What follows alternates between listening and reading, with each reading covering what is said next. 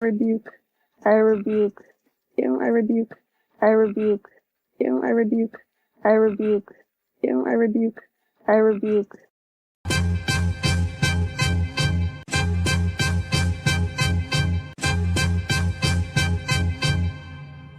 Man, you hoes. You and your mammy and your granny too.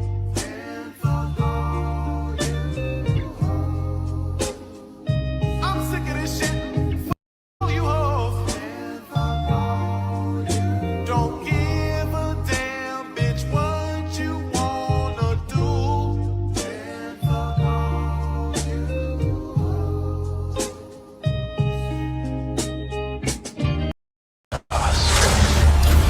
They like the chaos. They like the chaos. So when you're able to The chaos. let that chaos reign with, The chaos. let that chaos reign with, The chaos. let that chaos reign with. Must reign.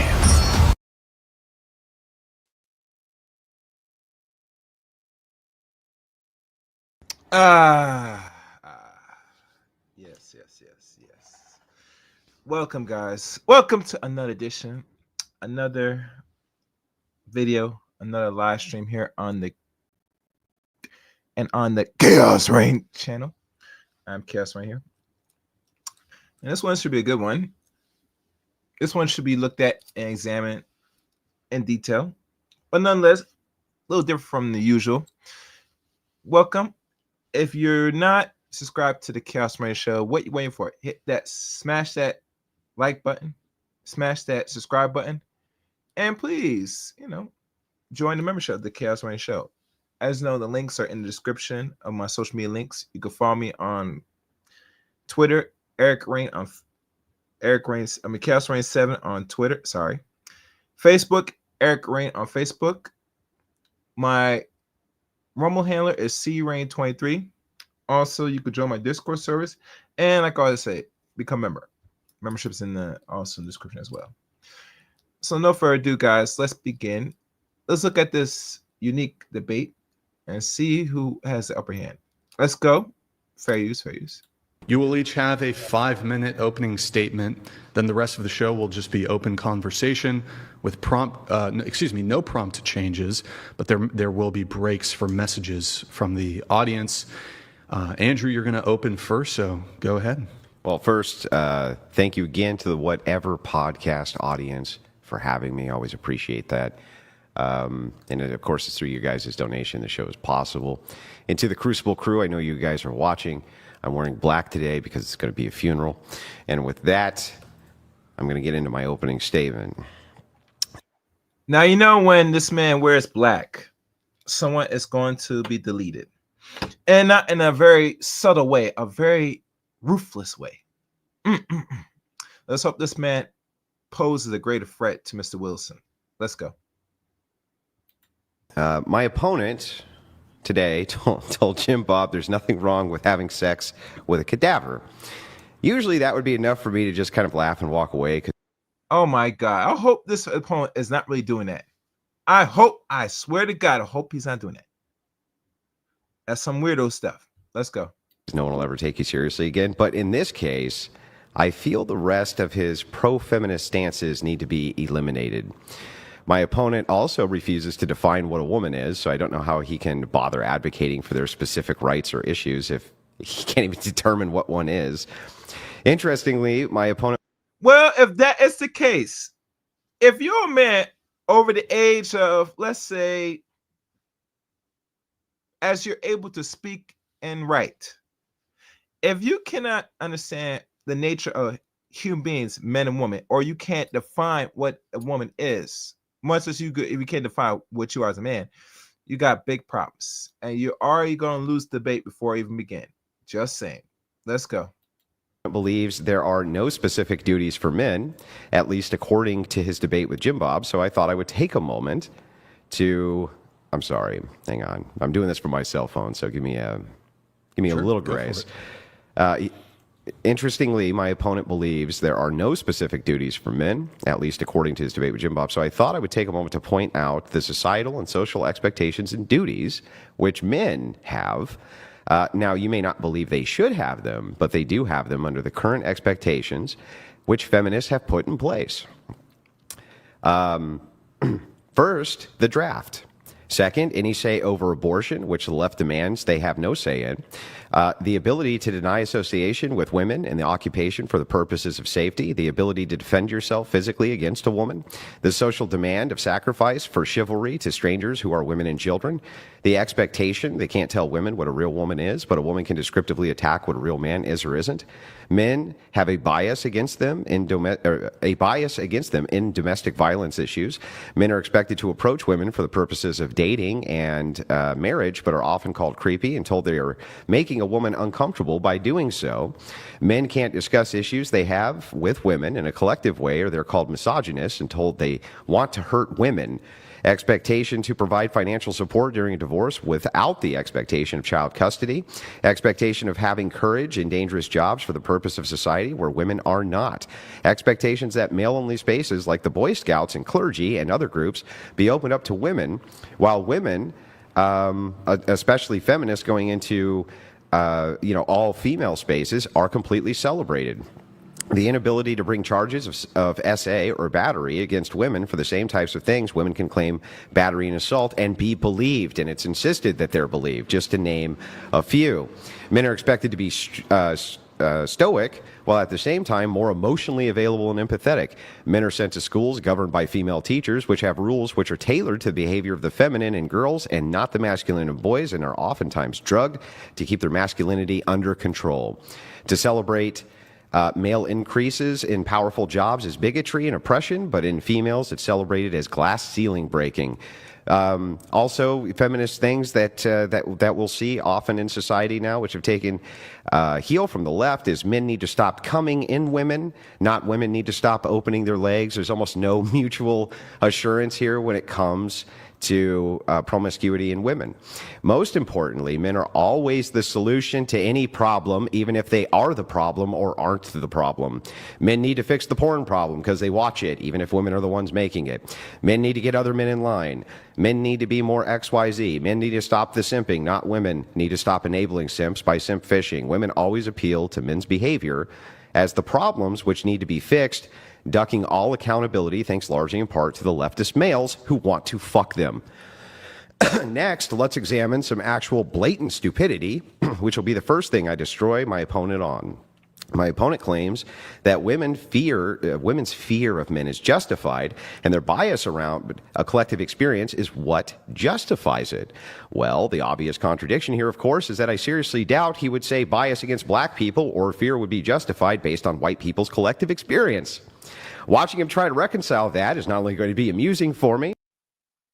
Now, for people that's listening, this is a long introduction or monologue or a brief description, but sit back.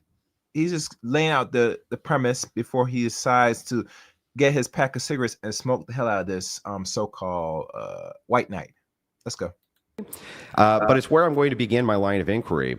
When Jim Bob asked about the bear question based around race, he twisted himself into a pretzel to attempt to justify that the collective experience of one group was valid, but the other was not. What's so amazingly hilarious about this is it shows you just how weak the leftist position really is on this front. They selectively show that they back up the idea of group bias worse than the right does by acknowledging that group experiences are justified unless those experiences don't fit in with their version of political action. They are unjustified then. This is such a blatant contradiction, it's staggering, and also it shows the primary weakness with intersectional feminist worldviews like my opponents. What happens if we do intersectionality only to find out minority classes oppress or show hatred towards the majority class, thus justifying the hatred of the majority towards the minority? Well, in my opponent's worldview, this is simply not a possibility. He's willing to entertain and this is because it destroys the entire narrative of the oppressor-oppressed dynamic from which all of his views reduce to a silly harm reductionist principle. Unless, of course, it comes to the collective power of women. Then one man can easily oppress 20 women, and the minority can oppress the majority, but somehow this is impossible with racial groups or other dynamics. Further, let me just finish. I'm almost done, and I'll give my opponent a little extra time if needed for his opening. I'm sorry, real quick, just finding my place. He believes people have a duty to pay taxes, but can't tell us why there would be that social duty, but not a social duty of reproduction, which is by far the most beneficial aspect to the health of the society, especially itself. He claims women have no duty to have children, which means he sees no duty to keep the human race alive, which aligns with his harm reductionist mindset as the ultimate harm reduction, in which there would be no human beings, thus no. Damn, is that his opponent? That's what he thinks and believes. Boy, this is gonna be a slaughterhouse. If women are not able to carry on life, like have children, then where is the next race of people gonna come from? Are they advocating test tube babies? Are they advocating the matrix babies? I'm just saying. Do y'all agree to disagree? I'm cynical. What's up? Do you believe that's in the chat room that a man that thinks like this wants to advocate for test tube babies? Let me know. Let's go. Harm could ever happen to any of them. He believes democracy is the finest form of government, ignoring the glaring weakness that we can democratically vote for no democracy.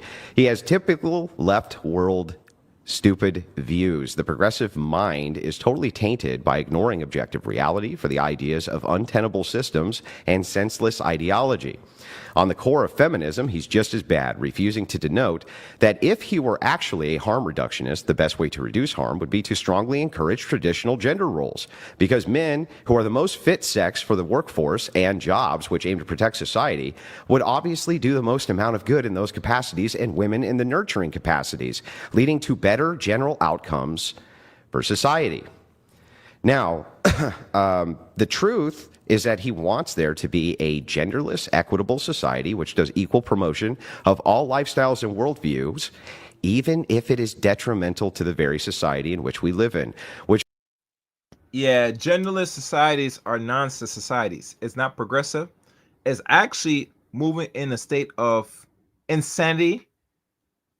What do you call it? Idiocracy? You name it. That's what happens when you have a person thinking like that. Very dangerous. Let's go.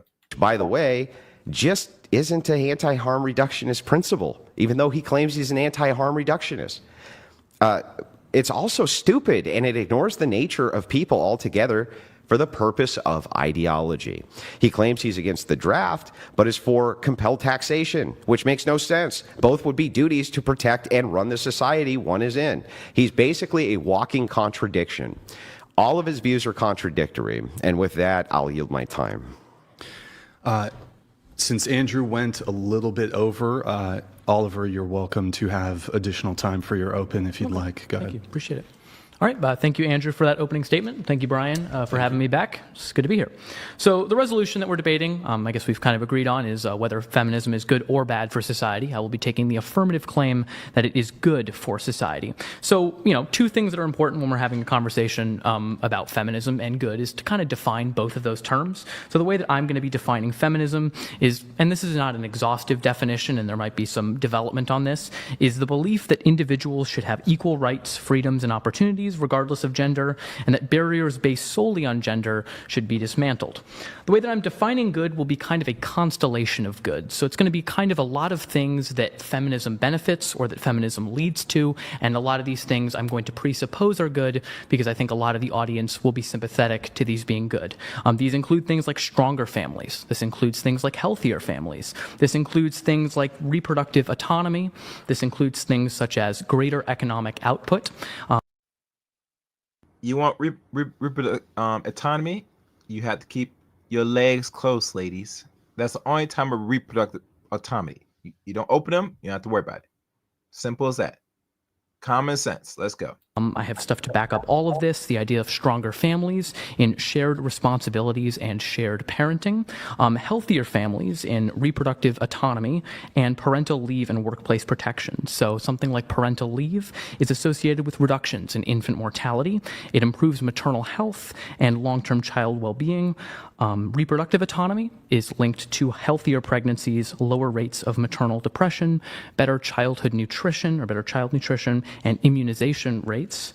And Medicaid expansion was something that was pioneered by feminists, which led to maternal coverage of things such as childbirth. And it narrowed disparities in health outcomes and birth outcomes and improved access to prenatal services. We can move on to some of the economic benefits. So, for example, dual income households, where there are two individuals who are working, are significantly more protected against poverty and food insecurity during economic downturns. Feminism advocates education as well, high-quality childhood education programs.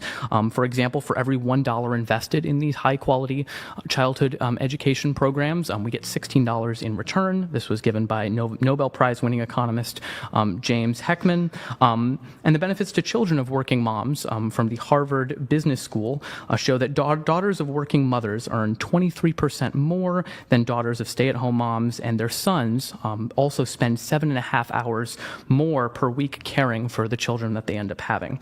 So just in general, I'm going to be affirming that. I'm going to be arguing that feminism is a good for society based on these constellation of goods. I'm not necessarily defending a worldview here today. I'm merely defending that these things are good and feminism contributes to these things that are good. So these statements are ultimately conditional statements. So if you care about greater economic output, if you care about a decreasing infant mortality, then you should care about feminism and support feminism as a good for society.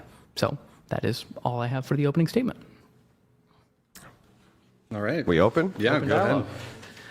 ahead. Can we start? Let's back up real quick. Sure. With As everybody's listening, please hit the like button as you come into the stream. Like the stream. You can share the stream, and if you want to participate in the chat room, you know what to do. Hit that subscribe button. Let's go. I just want to write it down word for word. What's your definition for feminism? Yeah, sure. I've got it for you. So the belief that individuals should have equal rights, freedoms, and opportunities regardless of gender. Hang on. Okay. Belief Sorry. individuals should have. Yes. Equal rights, freedoms, and opportunities. Would you guys like to define any other terms here at the start? Or Yeah, hang on. There's a few that I want to do. Should have equal rights and what? Freedoms and opportunities. Freedoms and opportunities. Yes. Regardless of gender. Well, that would be regardless. Well, I guess Sex and gender. sex, right? Yeah, Regardless of sex. Okay. Regardless of sex. And is this, do you consider this to be a proprietary definition or a historically apt I mean, definition? I'm just providing the definition. If you disagree with the definition, then we can go back and forth and determine which definition we feel is best, or the audience can decide which definition they feel is a better definition. Yeah, of I feminism. understand that we can decide that which definition we want to do. I'm asking another question, though. Okay. It's not a trick question. Okay. Is the definition, do you consider this to be proprietary, meaning this is what Oliver believes feminism is, or do you think that this is a historically accurate definition? I mean, I think it's a combination of both. So I think, yes, it's the definition that I'm putting forward. It's And rooted what historical, historical. if you're looking at it from a historical standpoint, what would be the kind of like idea that you would draw this from for what feminism is? I mean, various feminist thinkers who proposed definitions of this nature. Betty Friedan is one of them, who wrote a book called The Feminine Mystique. Okay. We can talk about various other individuals who contributed to that. Sally Haslinger put forward definitions that are very similar to this, but that's kind of what I would say. Is there? Now, the books that he referenced, I did get a chance to look those books up, and there are many, and I will repeat them for y'all as the stream continues. As the stream is continuing, please, guys, I have a few people watching, a lot of people watching. It'll be more respectful for you to hit the like button.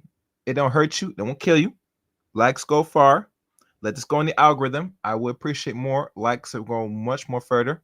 And if you want, if you have any questions, you could hit a super chat or subscribe to the channel and participate in the chat room. Either or.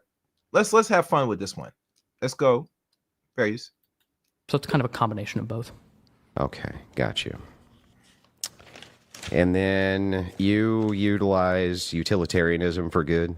That's not the position that I'm defending here. So no, I'm not defending what good is in this debate. These are conditional statements in that, for example, greater economic output is a good thing. If greater economic output is a good thing, then feminism helps achieve that goal. I'm not ultimately defending what essentially good is. I'm not going to go down the rabbit hole of. Well, I'm like, not what makes looking something for good. a moral debate saying what is Okay. good and bad. I'm just looking for the viewpoint that you. So, if you're saying that these are conditionals for what is good or what is Yes. bad, what would make them conditional for what is good and bad? Just somebody else believed that conditionally If they were good and bad. If someone disagrees that, for example, greater economic output is a good thing, or that stronger and healthier families are a good thing, if they disagree and think that those are not necessarily good things, then so this is conditional on if stronger families and healthier families are good things. Do you believe they're good then- things? Yes, I do believe they're good things. Okay, so how do you make those ascertain? How do you ascertain that through utilitarianism? No, not necessarily through utilitarianism. Okay. I'm appealing to generally commonly held beliefs that I think most people are sympathetic to, and I'm moving just from that. Shared.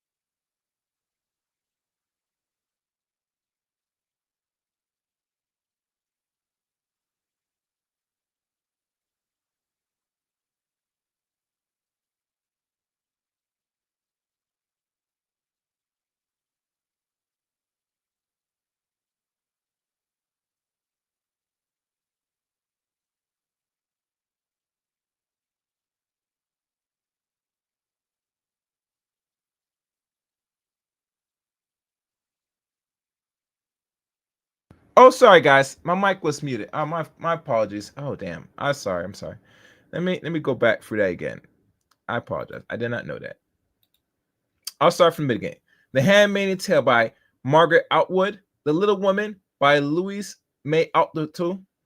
The Bell Jar by Salvine Path. The Bluest Eye by Toni Morrison, which I do have this actual book. The Book of the City of Ladies by Christine Del Pasa. The Feminine Mystique by Betty Friedan. And Sister Outsiders by Andre Lord. And the last two books, The Feminine Mystique by Betty Friedan, is a groundbreaking work that helps ignite the second wave feminist movement. Then Sister Outsiders by Andre Lord, a collection of essays and speeches that address intersectionality and activism. Those are a few that I want to lay out. Let's continue. I apologize. I won't do that. Very. Premises, hopefully. So general beliefs. So, like shared intuitions. Sure, we can go off that. Just, I think a majority of people, I mean, I don't know, we can ask the audience, think that stronger families is a good thing, healthier families is a good thing, reducing childhood poverty and things like that are good things. So that's kind of what I'm basing it off of. So shared intuitions. Sure. Yeah. Okay. And that's what you're basically, when you're saying good and bad, you're saying based around, just make sure I got it clear, based around the shared intuitions of me and most people. I think most people would agree that these things are good. Sure, for the purposes of this debate, yes. Okay. Yes. I'm not claiming that whatever the consensus believes is automatically therefore correct. I'm just claiming for this debate, I'm appealing to these shared premises and intuitions that I think most people will hold. Most people believe this. Okay. All right. And then I think there was one more thing. When you say conditional, Yeah. so you're saying the conditional belief, I just want to make sure I got this right. This is based around the condition that people agree with you. Agree that things such as stronger families are good, that healthier families are good. Which are things you believe. Yeah, which are So things I it'd be believe. so it's people who agree with you. Yes. So then conditional here means people who agree with me. the belief is conditional on if you believe that stronger families is a good thing, or if you believe that healthier families is a good thing. Which you then- believe. Yes. Okay. So that's why it's conditional. If you don't believe those are good things, then of course my argument's not going to follow because you haven't Gotcha. accepted the first part of it. So if people want to disagree with that, that's fine. I'm not going to go into detail to justify why strong families or healthy families or greater economic output is a good thing. Okay. I'm actually fine. So let's start with if you want to build your pro-feminist case, let's do it. Sure. So I mean, I kind of did it a little bit here. Well, let's go, if you don't mind, let's Yeah. go a point at a time. Okay, sure. So as I talked about a little bit regarding stronger families, this idea that stronger families, in a way, includes shared responsibilities and shared parenting. So when both parents are involved in the child's life, it leads to, as I talked about, higher levels of children. For example, the girls end up earning more money when they end up going into the workforce, and the men end up spending more time with their children. So I think that's just kind of one example of a way in which that is a stronger family. where Is that they responsibilities- make more money? Well, for the women, they make more money. Yeah. So how does feminism promote better outcomes for their children? For their children directly? Yeah. There's various ways. I can go back to, if we want to go to, Because the family is really important, right? Yeah, I Do you agree. consider the family to be mommy, daddy, child? not necessarily. What do you consider the family to be? I don't think there is one singular definition. For example, I am a child of divorced parents, so they've been divorced since I was about 2 years old. Yeah, but and if you I have a- divorced parents, are you a family? well, I would say that I have a family with my mom, and You I have a family with my dad. but you're not a family. Well, with those people, I'm Yeah, not a they family. are your family. Correct. But you're not operating as a family. I would say that my mom and I were a family, and How is your mom and you a family? Usually a family takes a father and mother working cohesive together in harmonious fashion. You have a broken household, sir. That's just the honest truth. We gotta come to grips with reality. If your mom divorced your father, the household by definition is broken. There's no in between. You can't redefine it. I hope y'all follow this, because I could be wrong. You can redefine family when you're breaking households. Let's go. my dad and I were a family for that time period. So you had two families. Yeah, in a sense. Okay. So do you think that was stronger? That was a stronger family unit? I actually do think so, because we're assuming that the two people splitting up would be better than them staying together. And I Yeah. do think in my situation, it was better that my parents did end up getting divorced. So in an ideal situation, of course, having two parents in the household is better. It's gonna than be having much better, divorce. right? Yeah, 100%. Yeah, I'm not okay. disagreeing with that. So how is feminism assisting with that by promoting alternative lifestyles? Wait, but I didn't say that the nuclear family with like one mom and one dad is necessarily the best thing. I said two parents better? being in the household. What's better? I think that same-sex relationships can be just as good in terms of flourishing for children involved. Okay. Yeah. So Do you have any proof of that, buddy? Do you have any actual statistical data, numbers, bunch of stuff to really back up what you just said? Last time I checked, I don't remember nothing about people that's in that type of lifestyle have or produce better outcomes with children. Last time I checked. Do y'all catch that? Did y'all catch that? I hope Andrew is about to pressure him on that to really explain that. Let's go. So let me ask you this. If three men who are homosexuals wanted to adopt a baby in a throuple, would you support that? I haven't fully fleshed out my views on in terms of multiple people marrying, so I'm not sure. I just haven't looked into the data on it. Well, you just said to me that feminism strengthens the family unit. Yeah. And I asked you, why is promotion of alternative lifestyles something which promotes family units? And you said, yes, that would be an alternative lifestyle, right? When you say it promotes alternative lifestyles, that doesn't mean that I accept every alternative lifestyle that may be out Which there. one? Okay. So well, I was talking which ones specifically- do you accept? I would largely accept that same-sex relationships of two individuals of the same sex Okay. would be. Now, three, Okay. no, probably what not. if they were? Okay, let's go in that. All right, you said two people that operates in the same sexual relationships are better.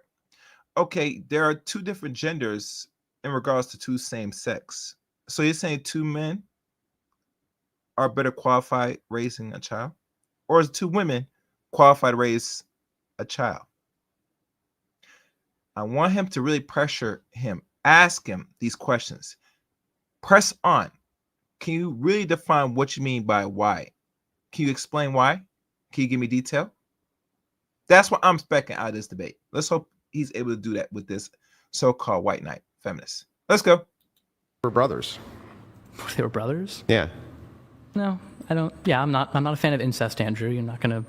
Well, I don't understand. You just said if two same-sex people had a child, Okay. right? You would be fine with that, right? No, not if they're related. Just because. Wait a second. Why? Hold on. Why not? When you ask me a question like Yeah. that, there's so many presuppositions surrounding it. For example, do you think two men, but they both abuse their children? Do you think they're good? Wait, That's a good what family? presupposition did I add? You added a presupposition, What? or you added something to it What? that they're related. Of Yeah. course, then if they're related, then they shouldn't be in that relationship. The same way that if they're like abusive, No, you wouldn't then they even. shouldn't be No, in it. that standard wouldn't even apply. Like if somebody was fourth cousins to somebody or third cousins, he probably wouldn't care. So it's What not do you mean? just the relational aspect. In this case, though, there's no harm which is applied that I can detect if it's two consenting adult men, Mm-hmm. right?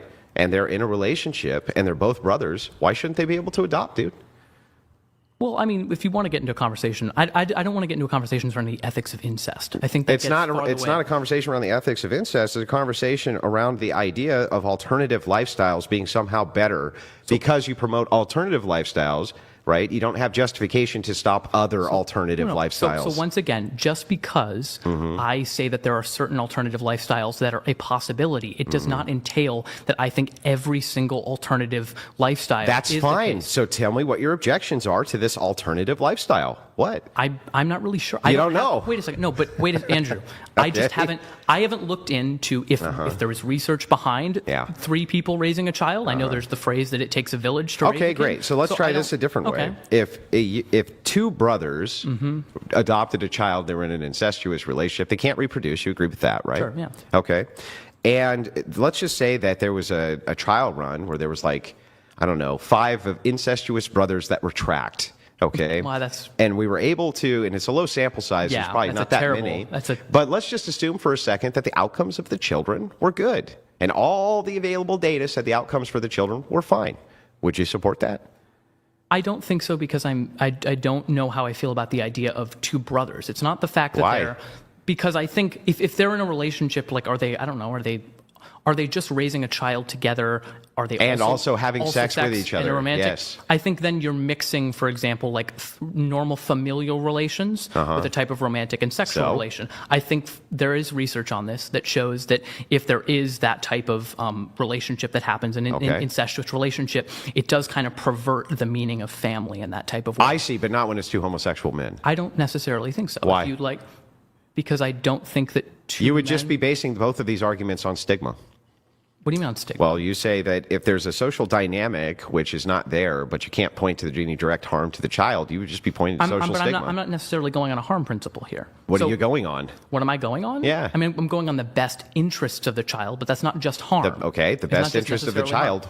What other than stigma here is actually problematic here? What's other than stigma? It's not just stigma though, because if you're mixing Yeah. like sex with a family, Yeah, it okay. will cause other problems. You mean like They're every not- person on planet Earth does who No, has no, a family? no, What are you talking about? I'm not talking about spouses, and I'm not talking about that. Of course, that exists. what in the hell that are way. you talking about? I'm talking between individuals such as brothers, or such as a father and a son or daughter. That will lead to a perversion of the family dynamic because it's not the same. But type two of- homosexuals won't. I know. I don't think so. You got him.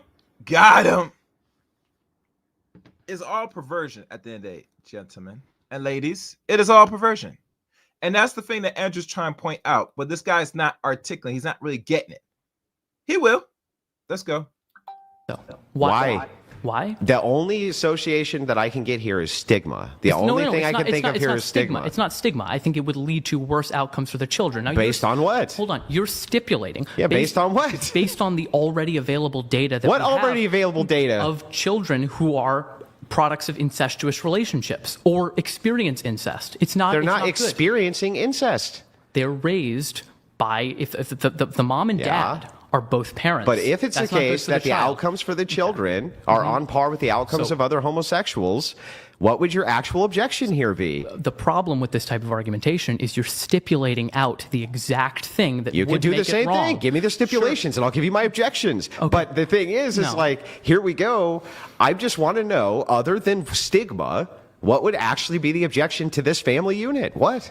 I'm saying that it probably wouldn't lead to better outcomes. Based on what? You're stipulating that it would. What are you basing that the on? already available data. There's that we no have already available data. of men and women who are married and are related. Yeah. And when they have children, biological children, Yes, not correct. for adoption. Okay. Can these people reproduce? Didn't we establish I'm they not can't? saying they can reproduce. So then what? I'm not- So why is your intuition? Remember, this is what I wanted to get to. You said that the purposes of what is good is going to be shared intuition. Mm-hmm. Great. So if that's the case, you would say that it's good two brothers don't get married and adopt children. Don't get married and adopt children. Yeah. Two brothers.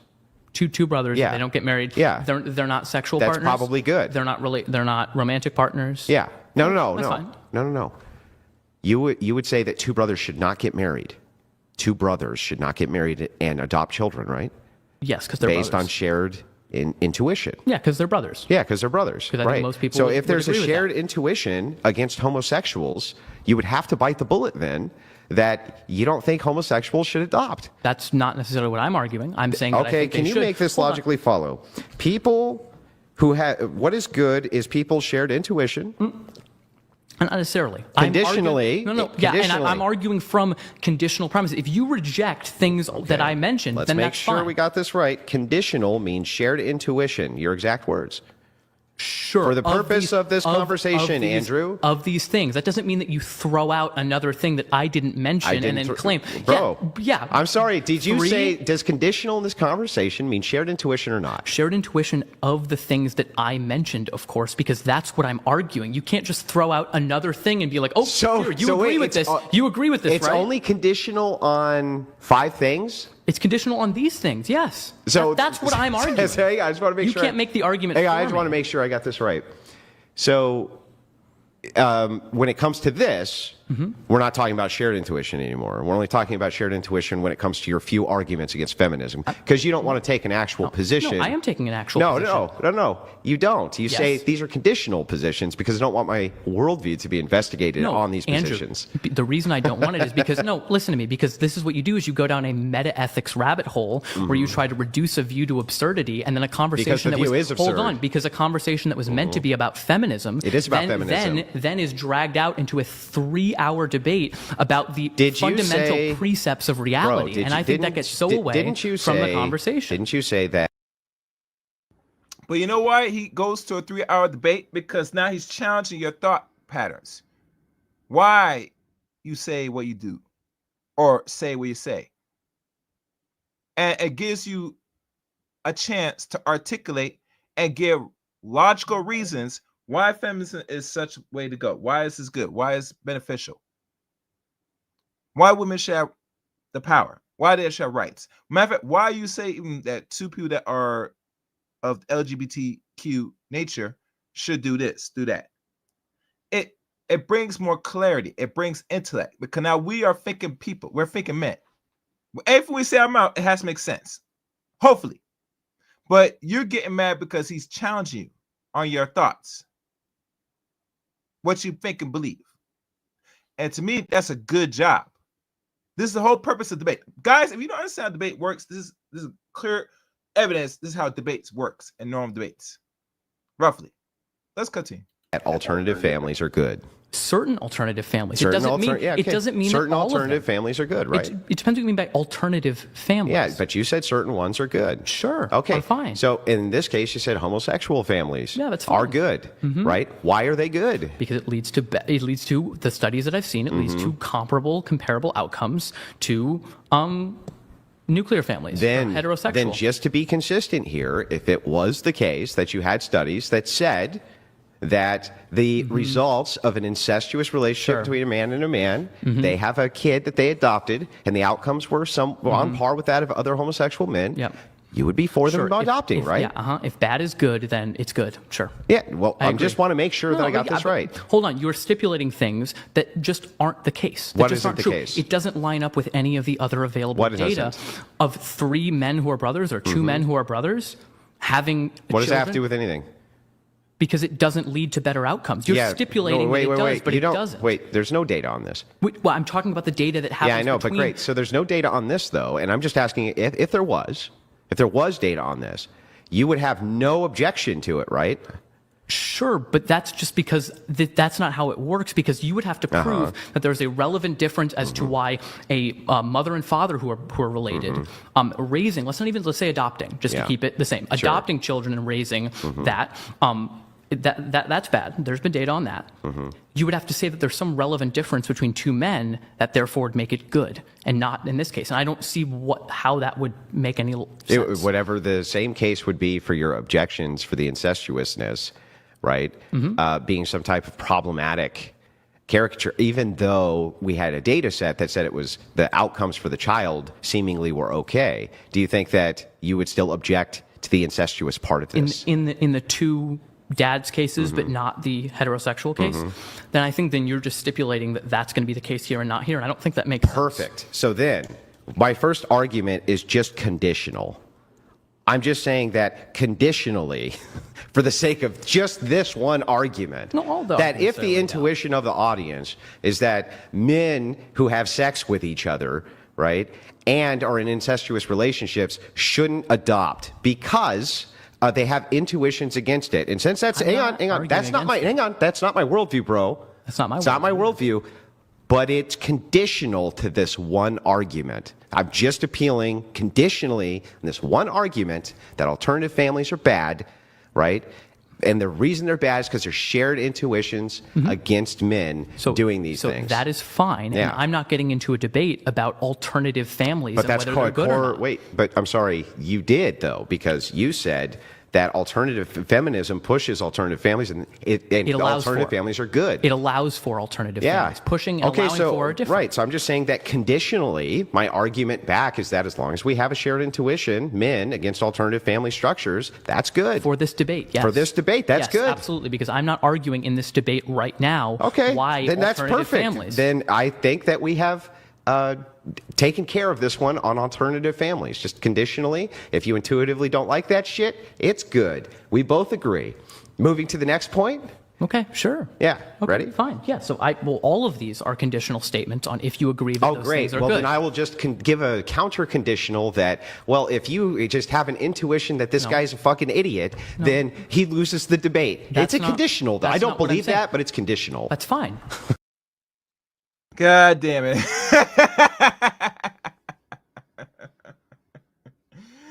you know, Kevin Samuels said it best, and you know what I'm about to play, guys. Y'all know what I'm about to do. He said it best than any other person would say it. Where is it? Here you go. God damn it! You can't make this shit up. That's right. Let's continue. Wait, but I'm arguing that these things are good. So, for example, would you agree that healthier families is a good thing? Yeah, well, we haven't established what I think a family is yet. Okay. Do you think healthier families, in your view, is a good thing? Yeah, in my view, healthier. But hang on, we're equivocating though, because I don't want to talk past each other and equivocate. Where you say family, I say family, and we pretend that we're saying the same thing. To me, a family can be a cross-generational or nuclear family unit. I think the cross-generational unit's even better than the nuclear family unit. I think that if it's the case that you take away the female or male component from the family, it necessarily weakens it. Weakens it. Based on and here's why. Evidence well, not only available evidence, but we can see what the outcomes are. When children have the mom and the father inside of the home, and we also see what happens with single motherhood, the rates of abuse, various things like this when the father is not in the home. And this is usually initiated by women. Women are the ones who are the overwhelming initiators of the destruction of that family unit. Sure. So from the data set that I've seen and what I've looked at regarding the health and well-being of children, it is true that children do better in a house where there's a mom and a dad than just a mom or just a dad. But that's because there's two parents in the house, not necessarily Then because... explain lesbians. What? Then What do you explain mean? the lesbian conditions. What about the the rates of lesbian domestic conditions? abuse with lesbians and the outcome for lesbian children is not the same as that of gay men. They do not have the same outcomes. So all that would prove then is that two men can raise a child, but then maybe two women should. So then you think that, I'm not I just want to make sure that two lesbians raising a child, we should be, because that's not so healthy then. Hold on. If the data shows... No, it's not, hold on. It's just that's the facts. When two men are engaged in, these type of relationships and they have children, there's no really serious outcome from what is laid out in data. But it's proven evident when two women are in the same relationships, they do become violent, where they hurt, harm, and delete each other. Let that sink in, people. Let that sink in. Let's go. That it would lead to worse outcomes for the child. No. Because if you're making an argument about domestic violence rates, which I haven't looked that much into, It's also abuse rates towards children. Once again, conditionally on that statement being true, then it would probably not be best for the children. Okay. So I'm in agreement there. So those alternative lifestyles. So if two gay men, right, they have a child, and I was able to prove, that the children of gay men inside of the narrow study set, right, that you've probably looked at. I don't know if you have the studies handy, but I'm sure that I can reference them really quick, that the outcomes are just a little bit worse for children if they're raised by homosexuals rather than adopted by heterosexuals. And we know that every single child in the United States gets adopted, every single one, all of them, 100%. Right. Like not foster care, yeah. Then that would make a good case for why homosexual men probably shouldn't be allowed to adopt, right? I don't think that's the case. Why? And here's the reason. Because I bet there are certain heterosexual relationships among certain people that are better than others. So you talked about, wait a second, but you're saying if it's hold on, no, but you're saying, fine. Would you say an intergenerational family, you talk about that, you said that's better than the regular nuclear family, right? Generally. Yeah. So would you say that because an intergenerational family is better, that therefore regular nuclear families are because bad? both of those family units, right, are still superior to any of these alternative family units. Well, hold on, but you made the claim that if gay men who are raising a child, it's slightly I'm not worse. a utilitarian. No, But you're saying if it's you're a slightly harm worse. reductionist, not me. No, I never made a claim of harm reduction. Yes, you did. You're ascribing this to me. Are you a harm reductionist? I'm not making that argument here. Are you a harm reductionist? You're trying to pin me down. Just answer the fucking question. Are you? I would say largely I ascribe to threshold deontology. So not. What the hell is that? Is that some word babble? That sounds like some hog shit. Don't be like the ladies. For all the men that's debating other men, please don't act like women. If you can answer direct questions, just say, I concede. That will go much further than to sit there playing this game like you think you sound smart, but you're not. Let's go. Furious. Just utilitarianism. No, threshold deontology. I think it's Where's the both. threshold before we switch to utilitarianism? I don't think that there are black and white answers to a lot of these questions, and that's because I don't want to ascribe a worldview, Andrew. Okay, I just want to make sure I got this right. You're a threshold deontologist. So I just make sure I got this right. Threshold deontology is you believe in a universal form of ethics up to some threshold, and then you switch over to utilitarianism. I think there's a balancing act between the two. I don't think that there is. So what's the threshold? I don't think there is one threshold for every single situation. So it's just I can't intuition. No. Wait a second, Andrew. Just because we can't draw a specific line in the sand where two things differ doesn't necessarily mean there isn't a difference. It's the same thing as a Sorites paradox, and it's the same thing with the fallacy of like the heap and the pile. Yeah. Okay. So the thing is, like, that's fair. If you want to say that there's a threshold fallacy in there where you can't ascribe from when one thing changes to another thing, right? I just want you to remember later in the debate that you said that when I make that same fallacy back when we get to a different topic. But just remember that you said that. Fine. Okay, great. Sure. So we have that. Yes. Now, back to feminism and why it's so great for society. Let's start with how does it reinforce heterosexual normative behaviors in society. How does it do that? What do you mean heterosexual normative behavior? Like that they ought to act in a specific way? I don't think it does, and I don't think that's a bad thing. Yeah, okay, so why is that a good thing? Because I think it's better if individuals have a more expansive version of masculinity or femininity that In some case, I'll read this. I can't get mad at someone for saying words you can't understand, though. I don't know, man. I think in debate, I think they like to use certain words, big words, and you constantly, if you recognize it, they use words that the opponent might not understand, but it does make them be any more smart than what is. Because if you can't articulate as simple as a boy could understand or a young child could understand, then yeah, you need to change definition. I'm just saying. Yeah, I know. All right, let's go. Let's continue. they can adopt into. So I don't think the man, wait a second, I don't think the man always has to be the provider, and I don't think that the woman always has to be the stay-at-home Yeah, those aren't individual. masculine or feminine traits. Well, that's largely things we ascribe to masculinity. Oh, and is it? femininity. What is masculinity first? Well, it's hard to say exactly what it is. I mean, Well, what do you consider it to be? I think it is considered a lot of traits such as, I don't know, courage, Do you confidence, think that- assertiveness. that I don't think men- they're real. I don't think they're actually real Yeah. categories. Do you They're- think that if a man is sick and he's in the hospital, right, because he has cancer, that other men consider him to be less of a man because his wife's providing? No, No, but of wait course a second. not. But it's not. But it's not. Of course not. It's not based exactly Wouldn't on she be that. considered more feminine, in fact, by the fact that she's taking care of him while he's so sick, she's doing her wifely duty? I don't think necessarily. But I don't think you can also ascribe masculinity and femininity to these rigid, categorizations of things. Yeah. So what is it? What is it then? What is masculinity? What is it? I don't think there is a comprehensive thing. I actually agree. I don't think that masculinity and femininity are good categories to go off of because it reinforces already gendered norms there.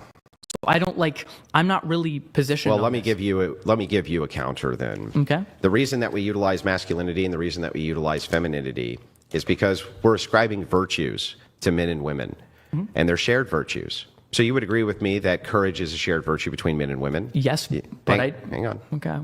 You would agree with me that temperance, shared virtue. You would agree with me that, generosity, Correct. perhaps shared virtue, things like this, right? And they aren't exercised differently.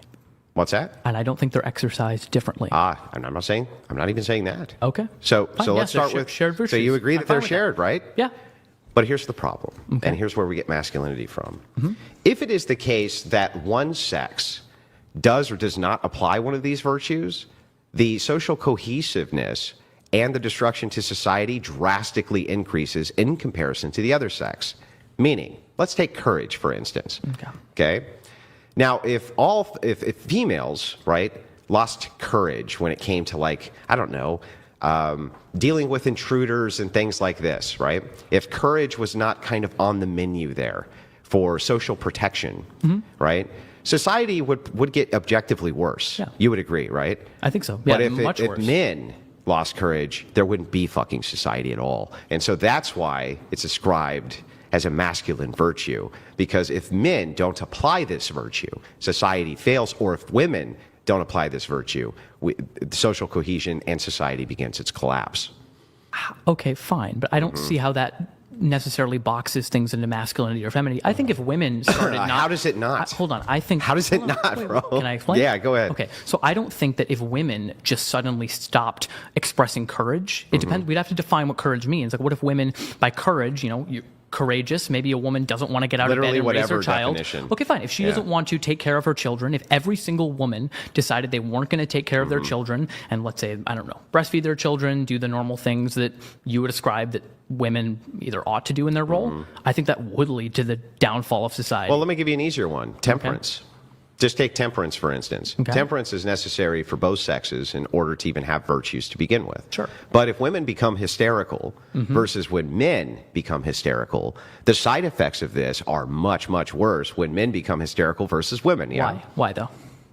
Because they're way fucking stronger. I also think they exercise their hysteria in a more violent way. So I think Because that- they're way fucking stronger. I don't think just because someone's stronger Women, necessarily. when women are hysterical, they become very violent, just like men do. The distinction is they can't do as much damage. Okay. And so if that's the case, then when we look at this virtue, for instance, if men lose control of that virtue, it's way fucking worse than if women do, right?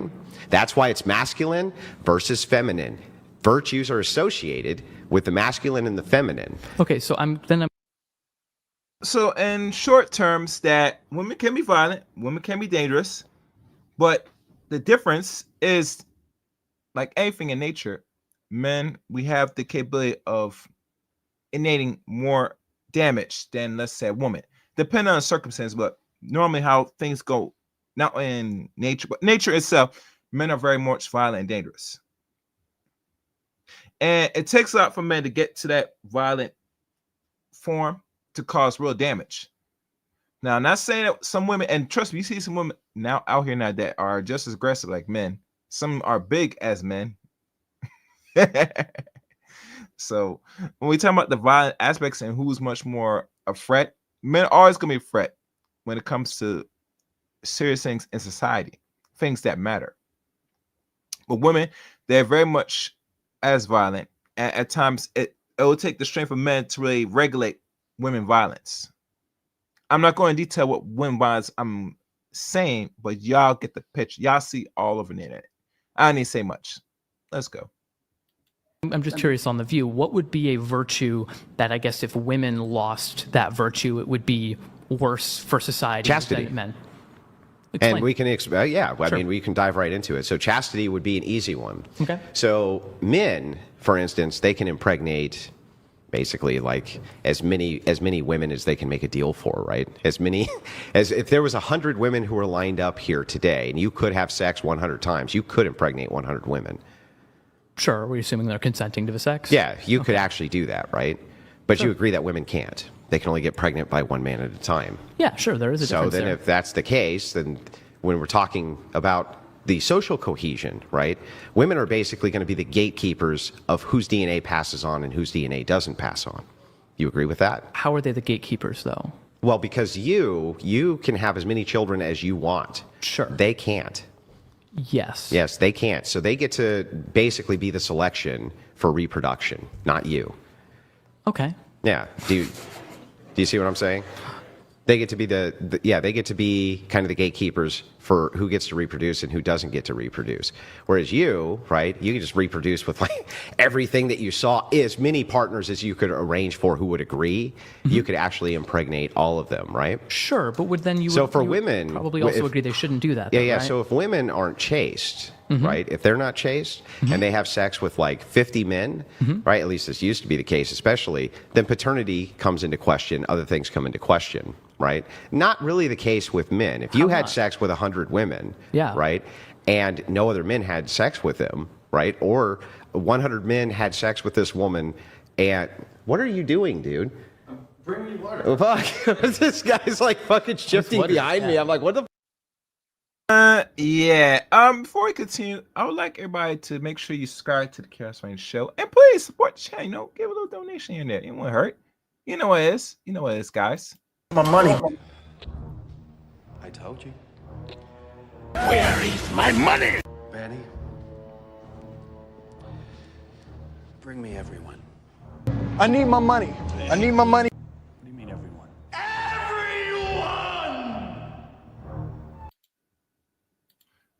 So you know, dude, if you have any questions, hit in the super chat or Cash App floating on top of the screen. But support the channel, yo. It won't hurt much. Y'all know y'all enjoying this. This is a good debate. He's finally debating a man, a male feminist, or I like to call it the white knight feminist. Who will win this debate? What's your money on, guys? On Oliver or Andrew? Let's continue.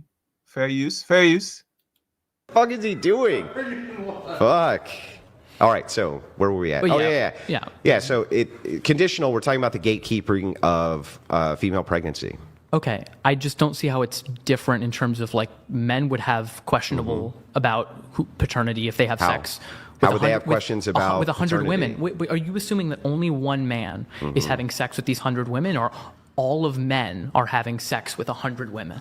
Yeah. So if it is the case that a woman has sex with 20 different men, right? It is the case that paternity is going to be in question, right? Sure. That is indeed the case. Paternity is going to be in question. Yeah, paternity is going to be in question. Yeah. So if we go back, the reason I'm tying this in with virtues, the reason I'm kind of moving from the back end to the front end, is to explain this concept to you. I wish I had home math skills so I could draw this out. Let us assume for a moment that you wanted to be assured that your child was yours, and you didn't have paternity tests. Okay. How could you do that? In the old, I guess, a long time ago? Well, it's not that long ago. Paternity tests are modern. Fine. And you want to be sure of it? Yeah. I guess then only you would be having sex with your wife or something like that, or you would want to have sex with a woman who wasn't actively having sex with other men at the same time, and I think that's perfect. I think that's a perfectly normal boundary. So wait, to hang have. on. What is the last thing you just said? You would want to make sure what? That you and your wife were the only people having sex with each other. Right. I think there's nothing wrong And with what monogamy. what would be a good tell for that? What do you mean? That she wasn't having sex with a lot of men before you, right? Wait. No, I don't necessarily think that's the You don't case. think so? No, I don't think so. I think people can engage in a lot of sexual activity because they're enjoying that, and they enter a monogamous relationship and decide that that's what's best for them, and that's what they want. Well, I don't think that just because she chooses to have a lot of sex outside of a relationship means that she should automatically be distrusted within a monogamous relationship. So let's just make sure we got this right. Is it same for men, though? We're going to set this. No, it's not. Well, but I'll wait, get into that okay. next. If But a hang man, on. if a Hang on, man has let's sex with a bunch of finish. people, if a man has sex with a bunch of people, Bro, and he gets into a relationship, I'm going to explain should it. he be distrusted? I'm going to explain it. Okay. But let's move into this because we're talking about the social destruction aspect. So let's start with this. You think that it is the case that if a woman has a promiscuous past, right, that should essentially not in any way show, men should show no distrust towards that woman for the purposes of having a family with her. Hold on. Was she in relationships with people, and was she lying to them, and was she cheating she was on just them? having a lot of promiscuous sex with many, many men. Then that's fine. Well, I guess we're assuming also like no STDs, no stuff like Sure, that. we just bake it in. Okay, fine. Then yeah, no, I don't. There shouldn't be any trust distinction at all. No, I mean you have conversations with this person. Be like, yeah, no, I had that past. I enjoyed that part of my life, but I want to settle And down would you now. I say want that something different. those women would probably be on par with trust of like virgin women when it came to that? Right. It follows, right? Sure. Except it doesn't because you didn't think about it, and here's why. Okay. There's if I were to ask you about comparisons, right? Comparatively, if a woman only has sex with one partner, can she compare any other partners to that man she's had sex with? No, I guess not. So she wouldn't be knowing what she was missing out on or not missing out on, right? Sure.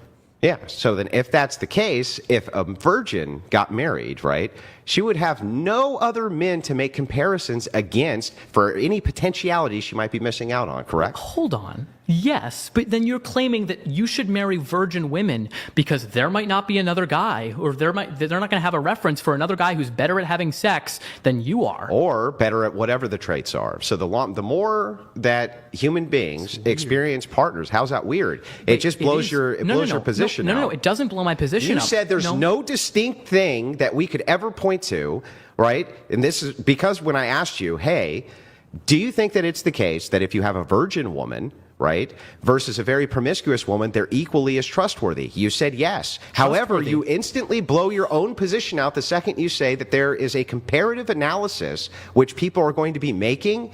That would erode the trust immediately. Wait a second. So just so I can understand your position, I want to just restate what you're saying back to you. Are you saying that because a woman who had more sex before marriage has more experience with what men she likes and what men she doesn't like, that therefore within the marriage, if she's unhappy with the state of the current marriage, she has things to compare it to, and thus she might be more likely to leave? Is that what you're saying? Well, not just that, right? But it could be that if she had never experienced, and in fact this is likely because women polled say this, if she had never experienced these other men and had no comparison, she would actually be much happier in the current relationship that she was in. Well, that's just, okay, so ignorance is bliss is what it's you're not arguing? ignorance. Well, right? it is. She doesn't know about the other men. It's a comparative. Well, then by your standards, should she just fuck a bunch of men so that she knows? Not necessarily. Wait. Which thing is more preferable for society then? Wait, but you're making a false dichotomy. What's the dichotomy? You're making a false dichotomy. I can't wait. You are. You're saying that there's on one side that women do not have sex or before marriage whatsoever at all, and the other one is women just fuck people all the time, no matter what. No, just promiscuity. I'm just asking. It would logically follow that if women had fucked 2 men, she now has a comparison. Yeah. Okay, so then I think it's a we good would thing. just say that every single time there's an additional. Well, okay, then if you think you think it's a good thing, then you have to be better. Then wait actually. a second. Then if you have think to be that's, better than bro, the other guys. no, let's back up. Then you think.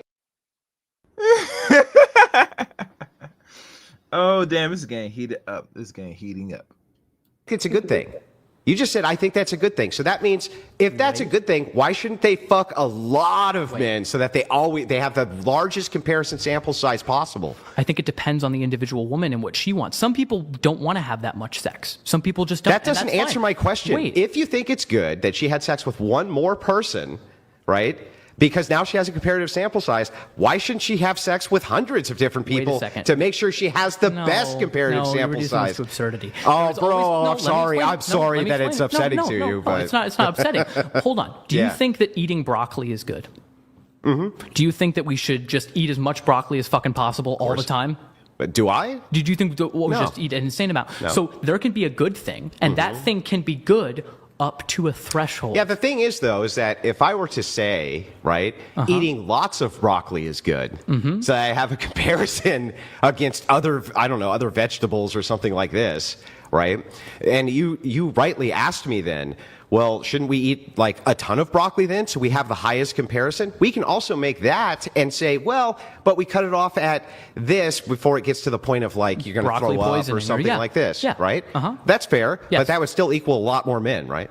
Sure. Yeah. So then you think honestly that women probably ought to fuck a lot of men. Not ought. No. Because I also think it's then wouldn't they be missing out, bro? No, I don't think they're missing out. How do they really know what their preferences are, though, bro? Because because there are different women who want different things. You're ascribing a monolith. Some women.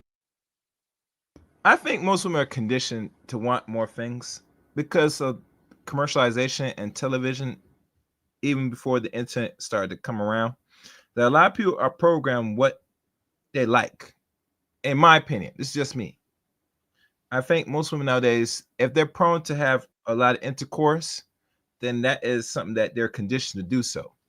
Some they got that from, let's say, sexual touching. Some also go by, enticing of getting into intercourse too early. There's a lot of factors leading to why women want to, if they choose to have so much, bodies. I'm proposing that this condition thing. They're conditioned to it. Yeah, let's go. Might want to be virgins until marriage because they value sex in a significant way that other women don't. Yeah, but how do they really know unless they're having sex with multiple men? You don't necessarily have to have sex with multiple men if you don't want that comparison. Okay. You don't have to, just because a comparison might be helpful in certain instances, doesn't mean that the negatives for that individual person might outweigh the positive benefits that they're having. Perfect. So then is it the case then, right, that if we're just looking at the cost-benefit analysis of comparison for outcome, if we are to have the best outcomes with women who've only had one sexual partner, because there's no comparative analysis. Best outcomes? Can you just? Yeah, this means they stay in their marriages longer and report happiness levels that are higher, which all virgins do almost universally. Okay. What did I say? Overwhelming majority. Overwhelming majority do. Okay. Same thing, and the reason I say universal is because it doesn't matter the nation. It doesn't matter the nation, at least in the Western nation, doesn't matter the nation when it comes to dissatisfaction. Now, you can look at some nations, perhaps in the Middle East, where they measure dissatisfaction, but you can't tell if it's because they're virgins or because they live in the Middle East, right? Like, you can't tell. But in Western nations, you can tell. And here's how we know. We can do an analysis from the religious, right? The more religious they are, the less promiscuous they often are, and the more often they get married virgins, right? And here's what ends up happening. The non-religious, the secular women who get married virgins, and the religious women who get married virgins both report a much higher sexual satisfaction rate, much higher attraction rate, right? And they have much less in the way of the marriage splitting up because they make no comparative analysis. I think making a weird comparative analysis is kind of strange because what it feels like you're saying, and correct me if I'm wrong, is I don't want my wife to have had sex with other men because I don't want her to compare the sex we're having to other men, which might make me feel insecure and make me feel that my sex Let me is ask not you, as good. is that, do you honestly believe that that's a less tenable position than yours, which is I want my wife to have had sex with multiple men to compare other men to me? Hold on. It is. Oh, no. I'm Wait, just saying. No, Andrew. That is what you're saying, no, bro. No, it's not. Well, then Because you're why would you be assuming- against it? Wait, I'm not, because women aren't a monolith, Andrew, and women don't all want the same thing. So what? That's not what we're talking about. Wait, did I say women were a monolith or they all want the same thing? Because or you're did I now- say that hold if on, you make they a comparative analysis for outcome, that the outcomes tend to be a lot better for the virgin women because they don't make the comparative analysis? I think it is strange to say people ought to have less experience so they don't know what they're missing out on. I think so it's they don't really know what they're strange. missing out on. So then you're right. They don't know what so then you want your woman to have previously been fucked a bunch. So you wouldn't want her to be with you only because she didn't know what she was missing out on. Yeah. Right? So okay. Wait a second, All right, Andrew. Wait a second. Let me respond to this, Andrew. Okay, let me respond to this. Bro. It actually doesn't matter to me necessarily if she had sex before. That's not what I asked you. I said, do you want your woman to have been previously fucked by other men so she doesn't know what she's missing out on? And you said, yeah. Sure. So here's the thing. And here's why I did this to you. It's just not that important. Here's why I did this to you. It's just not that important to me. Because you're a clip chimp. Like I went to your channel and you're a clip chimp. Right? You ain't never living that clip down. I don't. Never living that clip down. I don't. Yeah, you're right about that, man. No man is going to come to for his own woman or his boo getting screwed by another man. Absolutely not. And if you're a man, you're comfortable with it, you are engaged in cuckoldry. And no man, and I mean no person respects a cuck. I'm sorry. And a lot of women today in the West are training every man, not just some men, every man to be cucks. And that's not going to happen. It ain't going down anytime soon. Absolutely not. No. And you know who else said it best in regards to that? About that no nonsense? Where is it? This man said it. No.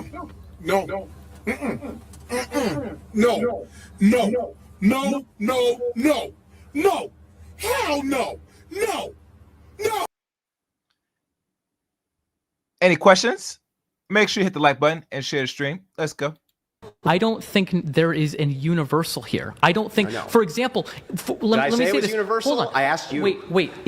I guess you would be holding all else equal, right? Are you holding all else equal? So someone who had a lot of sexual experiences don't run away someone from who it. never. No, I am, because I think this is irrelevant. I think this is a relevant distinction, Andrew. If there is someone who had a lot of sex and they are identical in every other character trait and quality, and someone who didn't, that woman is probably going to know what she wants sexually, and that's great. Okay. Because then she knows what she likes, and that's good. And you would prefer that kind of woman? Yeah. Okay. I would. Okay. Fair enough. So you want a very much a sexually experienced woman? Really? Okay. You get what you deserve. A woman's experience, especially too experienced. Just saying. Let's go. Mm-hmm. So when it comes to promiscuity in society, then, right? Women who have a lot of sex, they have a lot more experiences to really know what they want. Certain women, yes. Hold on, because some women might not want that, Andrew. But how would they know if they haven't done it? They don't have the experience. I actually do think it's probably good for people to have sex before they get married, because then you get into a marriage and the sex is terrible, and then it can. Then why be are their terrible. satisfaction rates so high, bro? There can. I would have to disagree. The better premise, if you're with a person, you're a woman, and you're with I guess your boyfriend or your future husband, right? And let's say one is a virgin, one is not, or both of you are virgins. That would be a better trade-off, because now you will be more experienced with that one person, because you're going to do things to learn each other. That's how it's normally supposed to go. But in today's society, I'm trying to keep my words as clear as possible. More people, especially women, are having more intercourse than ever. they're out here flinging their box, their yonis at random dudes just for a frill, just to get their whole phase on. And the consequence, very little pair bonding with the men they really truly desire or like. So, like I said, I disagree with that. You know, you're not gonna get divorced if you're coming as a clean slate, both you and your partner. If your partner is a clean slate, but not if you're clean slate, you probably be fine. Let's go. Can be high satisfaction rates. No, for there certain mostly women. is. Yes, correct. Yes. Correct. I'm not saying there's not, but Yeah. I'm saying that for individual people, I think it's probably best to have some experience. That doesn't mean that every single girl should have sex with as many men as she can. Well, but you Because would admit that if a woman's had sex with 1,000 guys, No. that chick really probably knows exactly what she wants. She probably knows what she wants, Yeah. but also That's a lot of experience. Wait a second. You You're wouldn't want correct. to keep her away You're from correct. that, right? No, Andrew. Let me ask you this. Would No, you have but- sex with a woman? Would you be with a woman, marry a woman who had sex with 2,000 men because she knows what she wants? Now she can compare you against 2,000 men. I wouldn't want to marry someone who's a porn star because that's just not that's not aligned with my lifestyle. I want someone with the same interests and who's interested in the same career field as me. What? So I want to marry someone. So if they within could be that a same porn thing. star and interested in your career No, field, wait, no. bro? I would want them to be interested in that field and working in that field because I want someone who's comparable in that way because I don't want to. Why do they have to work in the field you're in to be interested? I think, but that's something that I value. I value someone who's interested in the same things I am and pursues that as a career. So you would never marry a woman who's not in the same occupation as you. Not exact occupation, but same domain of thing. For example, I wouldn't want to marry someone who's a grocery store clerk if I'm a lawyer. I don't want that.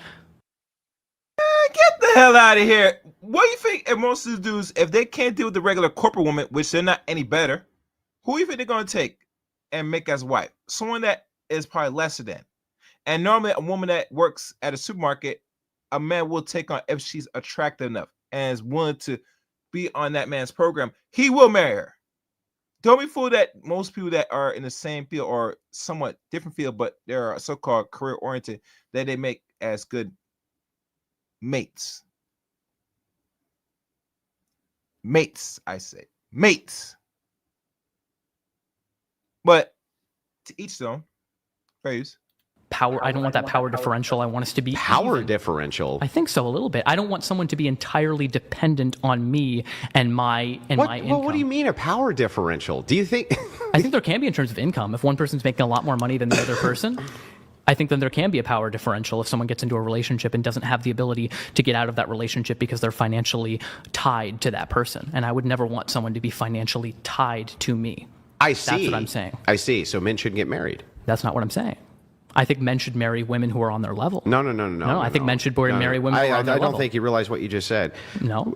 The divorce initiators, you would agree, are mostly women, right?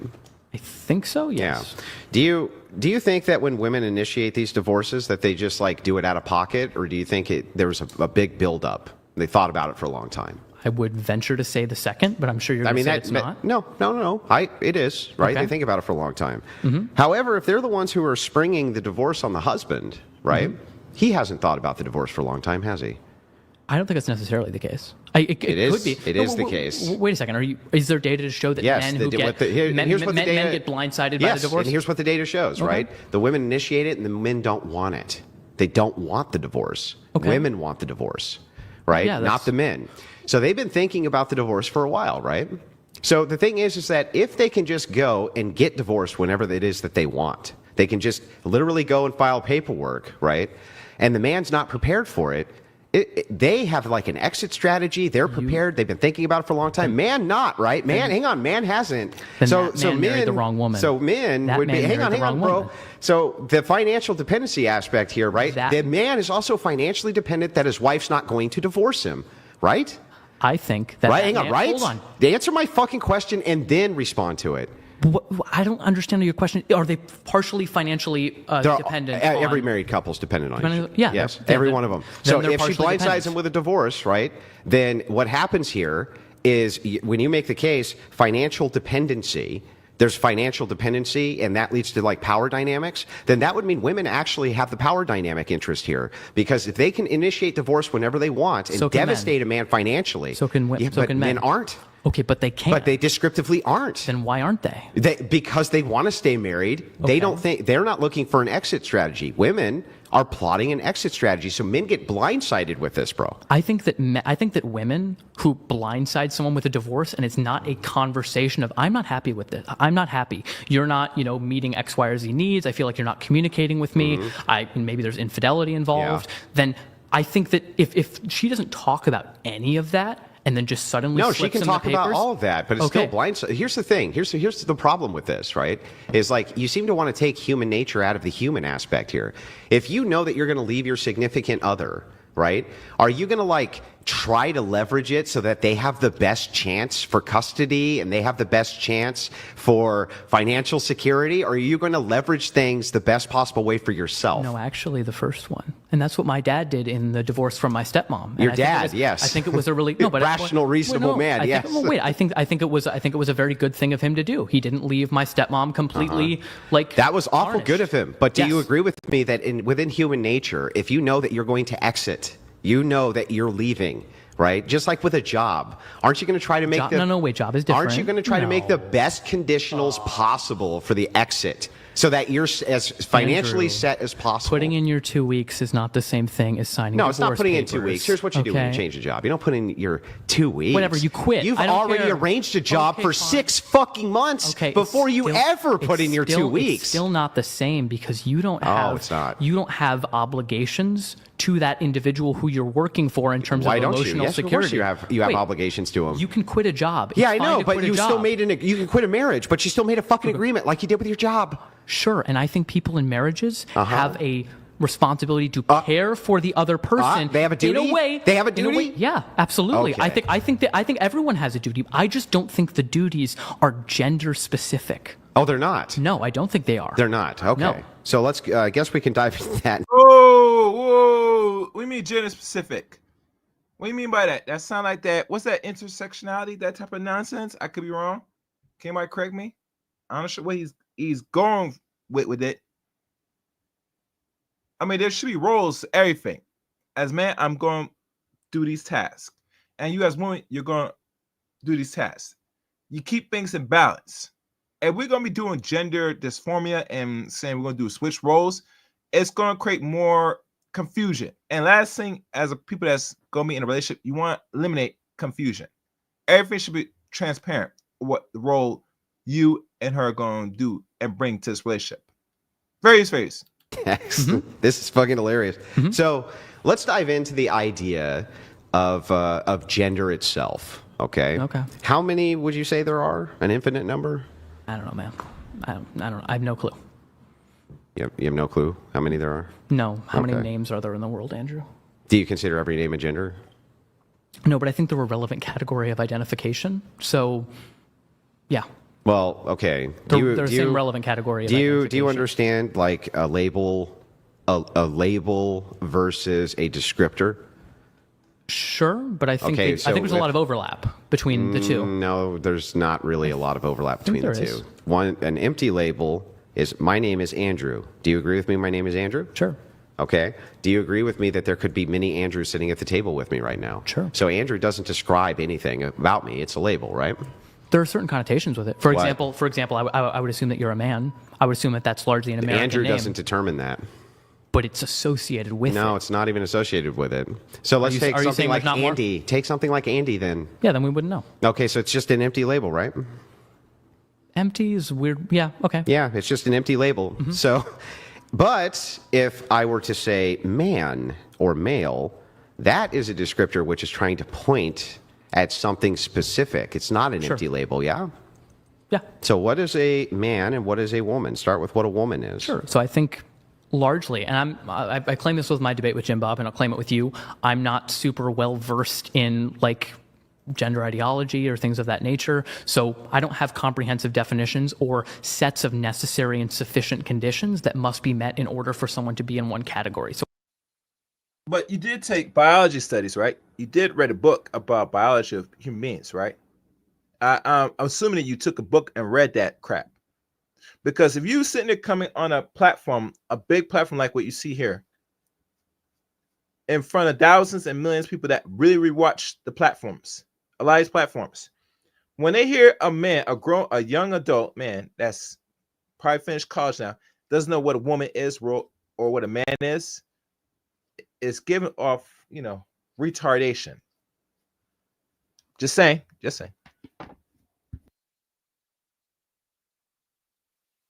If we're talking about, for example, woman and man, there are biological definitions of this thing. If you look in the dictionary, this is the reason why there's multiple definitions. So what's for a woman, words. dude? Okay, so I think a biological definition could be something like an adult human female. Okay. But I do think there can be social definitions of woman, of someone who has a desire to be in accordance with a particular set of social and cultural norms that are typically associated with the female sex. Okay, so if a person did not have those norms but identified themselves as a woman, would you call them that? So what did I just say Answer before? my question. No, but what did I say You- before? you You're said- asking a question that shows that you didn't listen to what I said before. Okay. In fact, I'll steelman it just to Okay. make sure that I No. got it correct. You think that there are scientific definitions which we can associate to male and female. You Correct. gave an example. The example for female was adult human, for woman, adult human female from the scientific end. You agree with that portion so far? Yeah, but that's, okay. you then- did miss something hang at the on. beginning. but Then when okay. we go into gender, you say what gender is it's a series of traits and cultural and social, like social norms in which we would attribute to somebody,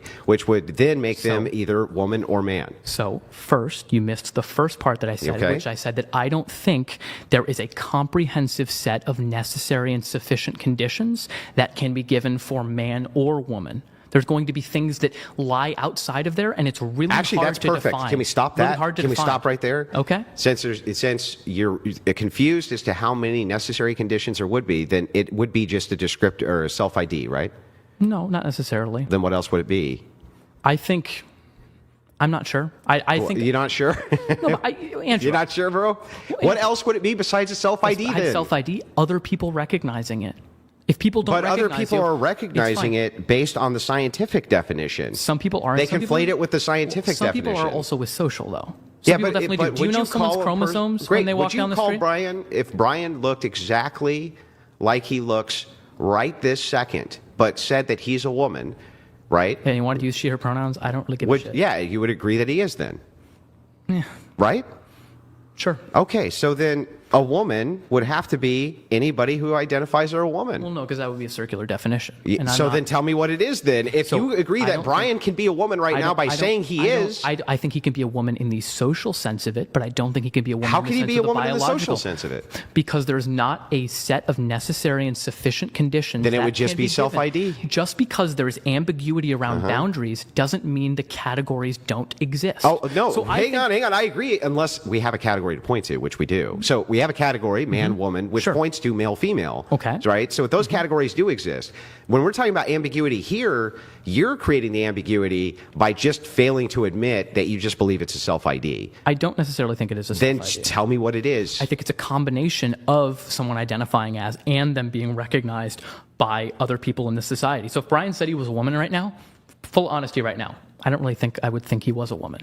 You would think he was. No, I wouldn't think he was. You a woman. wouldn't think he was. Because I think most people wouldn't recognize him as such. And I do think that if most people in a Okay. society don't recognize someone as a woman, even if they identify as a woman, then for a lot of functional purposes, they aren't treated as a woman and they aren't. So even if their self-ID is that way, it's not going to match up to the treatment that they're going to I have. see. So you wouldn't believe Brian if he said he was a woman. Right now?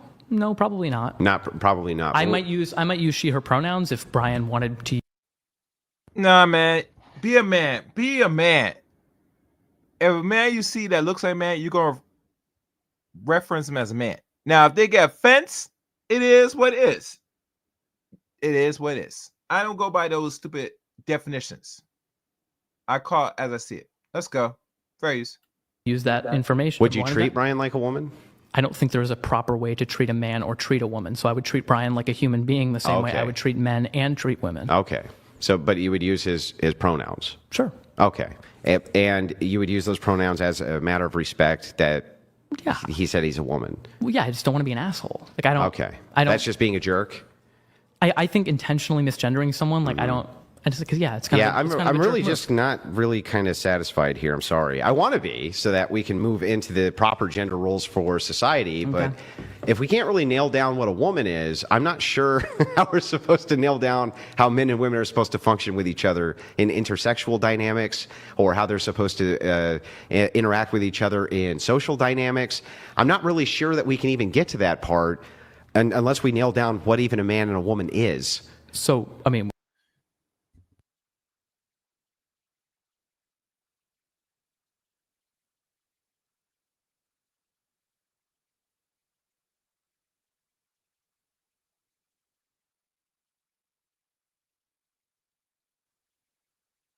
How are we gonna know?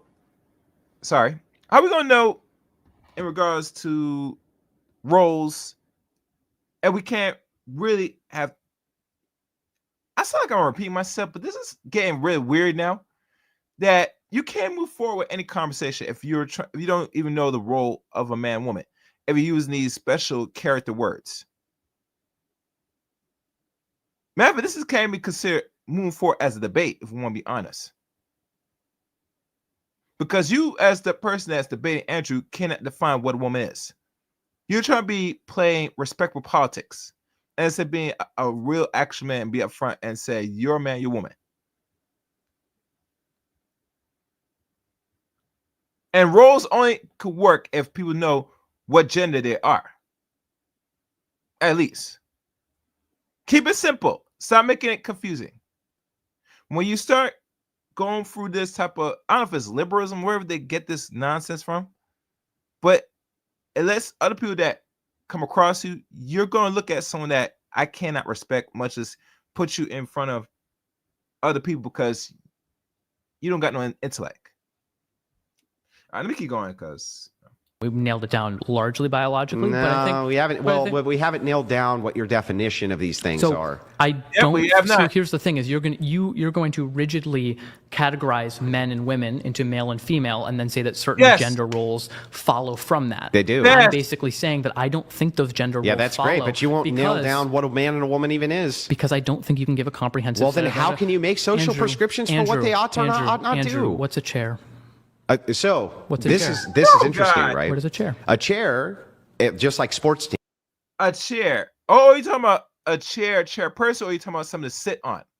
What do you mean by chair? Let's go. You could use that same analogy. This is one of the it's the same thing. Okay. I'm explaining it, right? And I'll answer the question. I'll give you the descriptor of what a chair is. Okay. Right? My proprietary definition of a chair is that it's a thing you sit on that has like 4 standing legs and a cushion and things like this, right? They have a beanbag chair. But but here's what's interesting, right, about this. I'm trying to point to something. Correct. Just like with sports teams. If I say there's a sports team, right, or a sports fan, sports fan. You could say, what is a sports fan, right? Is it just an empty label? Nah, it's really not. You would assume that there's things that come with it. Like, I don't think they're empty labels. Hang on. Like, you would assume for a second that they support the team, they support this, they support that, right? When I give a definition of a chair, while it is true that there can be a very comprehensive, descriptive definition of a chair, I'm actually not wrong about my definition of chair. And you're not wrong about your definition of chair either when you say beanbag chair, right? Because we're still trying to point to the same idea of what a chair is. In this case, we're not pointing to the same idea of what a woman or a man is. Sure, I don't necessarily think so. And I think that the social definition, there are a lot of people who ascribe to that. And when people think of woman and think of man, they do think of traditional woman and traditional man. They think of pussies and dicks, dude. I don't necessarily think so, dude. Yeah, I think when you would make an association of man versus woman, right? Well, if somebody's asked a person, what is the thing that you would think of if a person was naked that would identify them immediately as a man or a woman? Right. What do you think they would say? Naked is different. Because what do you think they would say? Sure, Andrew. What would they say? If their genitals are out, they're going to point out their genitals, Andrew. Yeah, because why do you think they're going to point out their genitals? Are most people's genitals out a long time? Bro, what does that have to do with anything? Because if someone were to ask me, what do I associate with womanhood, I would say a lot of things that are associated with femininity. Longer hair, wearing certain type of clothing, things of that nature. Fashion? To me, that's... Fashion? Wait, longer hair? Hold on. In a sense, I'm not saying that that's a comprehensive definition of woman. Well, it doesn't even point to it, the same thing. I'm saying for me, those are things that I value and find attractive in women. Okay. When I'm saying woman or man, I'm giving a descriptor which is trying to point to something. Yes. Right? Point to it. You're trying to say that there's 2 categories. That man and woman is not just a biological categorization, Yes. but there's a social categorization. And they do adhere to but largely when you their say social that it's roles. not a comprehensive social categorization, Yes. right? What else could it be besides self-ID? What else could it be? I don't think it has to be one or the other, Andrew. There is ambiguity in definitions. Like, if someone says I'm a woman, and like if people say they're not, like what? Well, first of all, there's not ambiguity in all definitions. Oh, for the guy that was in the chat room, it didn't pull up. But I would say this: I agree with you. People are too soft, man. They're too soft. I agree with you. The guy that wrote that in the chat room. Let's go. Definitions, Then we're butting heads. But secondly, definitions also operate. They have defining ends. They have defining ends. What is the defining end? What are the things which are the undercurrent of the definition that they're pointing to? They're saying like a chair, right? You might have like little things under the definition of a chair that point to things you sit on, right? Things that you relax on, things like this. Yes. That's what's doing all the heavy lifting for the word. Yes. What's doing all the heavy lifting for the word man and woman? What is it? I think it can be and is social roles. No, it's sex. It's 100% sex doing the heavy lifting for man and woman, dude. Give me a break. I don't necessarily Okay, think they so. demonstrated all of the definitions, all of the things which support the definitions of man and woman, all of them are pointing to sex. Literally all of them. Okay. Like basically every one of them. Sure. If you think reproduction, right? If What even point woman, follows even from with this? when it comes to woman, right? Okay. Adult human female. If you look up the definition of female, especially human female, it says like one a member of the human race which is associated with reproduction, right? Okay. It's literally utilizing the reproductive categorization of genitalia. Right? Well, there's genitalia. I mean, there's a difference. It's genitalia. Oh, how do they get pregnant, bro? Difference between the reproductive system. Yeah, how do they and get how do they genitalia. get pregnant? I'm not saying it doesn't involve genitalia. Of course it does. If All of it is being held up by sex. All of it, dude. Okay. If someone doesn't Okay. have the internal reproductive organs but has a vagina, do you think they're a woman? Of course. And I They can are? even dive into that too. So the monolithic argument for gender is my favorite one. I wouldn't say that a man who was castrated, right, through no fault of his own, he was in a terrific accident and the genitals were ripped off. Of course, he's still a man, but here's why. Because people only develop around two pathways. That's it. There's no third sex. There's never going to be a third sex. Nobody alive has ever been able to impregnate themselves, not even chimeras. Because of that, there's only two reproductive pathways available, period. You're still a woman. Even if you don't have a uterus, your reproductive pathway was still developed to that of a woman, to that of a female. But it didn't develop. It did develop. Well, a lot of these people who have this condition, complete androgen insensitivity syndrome, are those who have XY chromosomes and develop along a male pathway. No, they but it goes develop wrong. that. Even if you have XXY, right? Or there are actually men who just have XX, but their reproductive pathway can only be one of two. They can only develop along two reproductive pathways, period, regardless of chromosomes. And that's every human being who exists. Even ones who have the nature of their, the nature of them is ambiguous, right? The ambiguity around genitalia and things like this are ambiguous. They still can only go down one phenotypical pathway, period. Okay. And genotypical. Sure. So if sex is doing all of the heavy lifting, I think that it is fine for us to point at man and woman and say a man, right, is someone who developed along the reproductive pathway for the production of small gametes, and woman for ova. Sure. Doesn't require they have a uterus. Yeah, they still develop down that pathway, Sure, right? and that absolutely is a biological definition. But we use those words in other ways, right? No, we don't. We don't. When we say well, then how come we can say a woman is manly and the sentence makes sense? Because we're we're pointing to masculine or feminine virtues. Agreed. Virtues. But we use those terms to refer to social phenomena, right? Well, no, manly, not always. And womanly. Actually, No. It's just when you act a certain way, it's unnaturalist, or I would say a pundit for you to act that way. It's not something that you would take verbatim, say, well, you act like a man, so you must be a man, so we gotta give you a different alternate gender, so we gotta do neutral genders. Oh no, that's not what it means, sir. That's not what it effing means. Let's go. Actually, the most of the time, right, when you're doing that, there is times when this is done.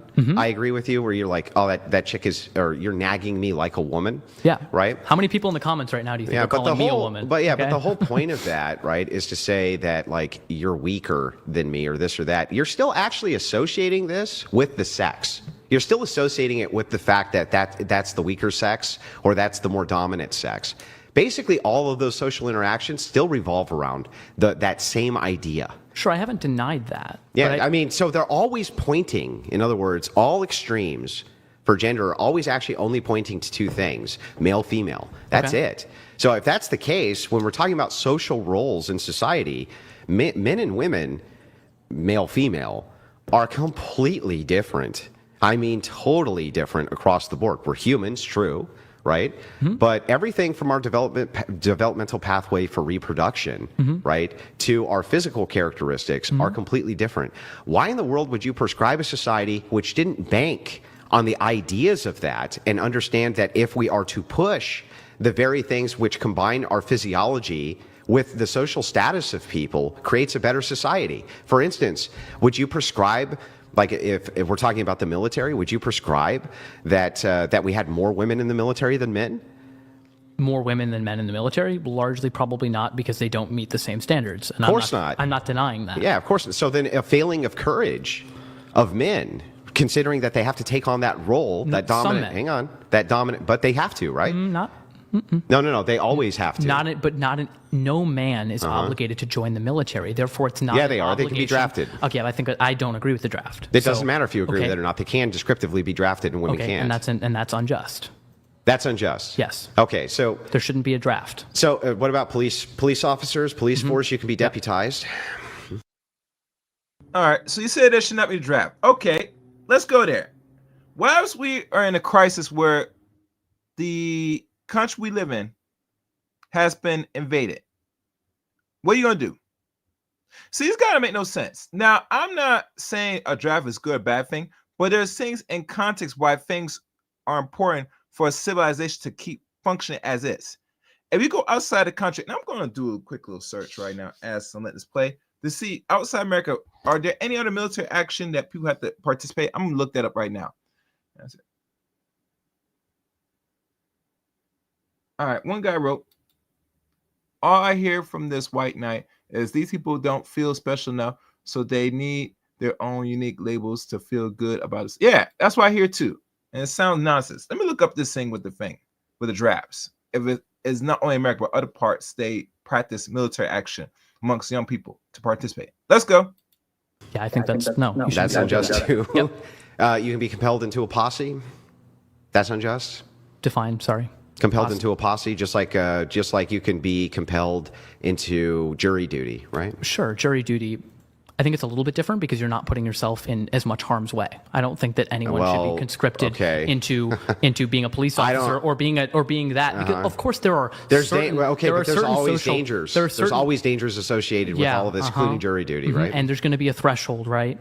Okay. Which is what? We don't know exact. Of course, I don't have to point. Wait, I don't have to point to an exact point to say that there is a difference between sitting on a jury duty and having a gun on you and potentially people shooting at you. You do if you say that the consistency of the ideology is that you don't believe in this thing because it can put you in harm's way. But this thing also puts you in harm's way. Significant harm. What do you say? Fine. Okay. Yeah. Of course. I'm not arguing there's not a threshold, Andrew. But not just that. I'm not arguing there's not a threshold. Let's start with the Titanic. So should the men have given up the lifeboats to the women? Men giving up the lifeboats to the women? And the children? If they were largely stronger, then yes. However, wait a second. If there was a disabled man, if there was a man who for some reason was weaker, then I think then. All right, look what I discovered. I'm going to give you the listings. It says here, in regards to outside America, are there any other places that mandatory draft a military? Mandatory military service or conscriptions. Here are just some of them. South Korea requires men aged 18 to 28 to serve from 21 to 24 months, depending on the branch. Israel, both men and women serve, with men required to serve 32 months and women 24 months. If my math suits me, 12 months here, Men had to serve roughly almost 2.5 years. Yeah, 3 years. Men served in Israel. Women served 2 years in the military, mandatory military service. Russia, men aged 18 through 27 must serve 12 months, though there are discussions about ending conscriptions. I don't know why that is. Okay. Brazil, male ages 18 through 45 may be drafted for 10 to 12 months. So right there's an age limit in Brazil in regards when this male supposed to be in drafts. They didn't say for my women. And I know women do participate in some military action. That's my check. Turkey, men ages 20 must serve 6 to 12 months, though exceptions can be purchased.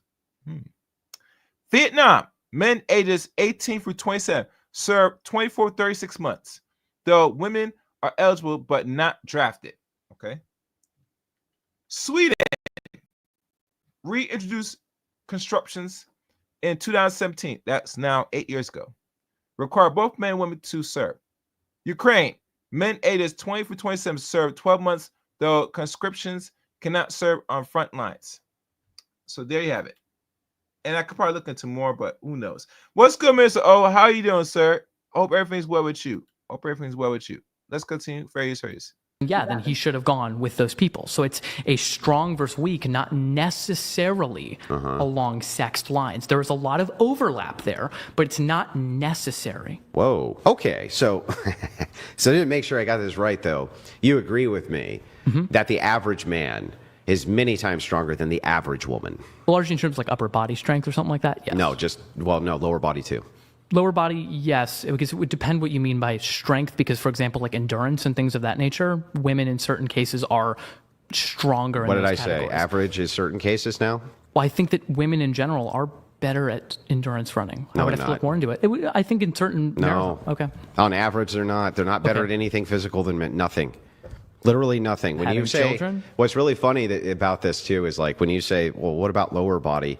It is true that proportionally women have stronger lower bodies than men, right?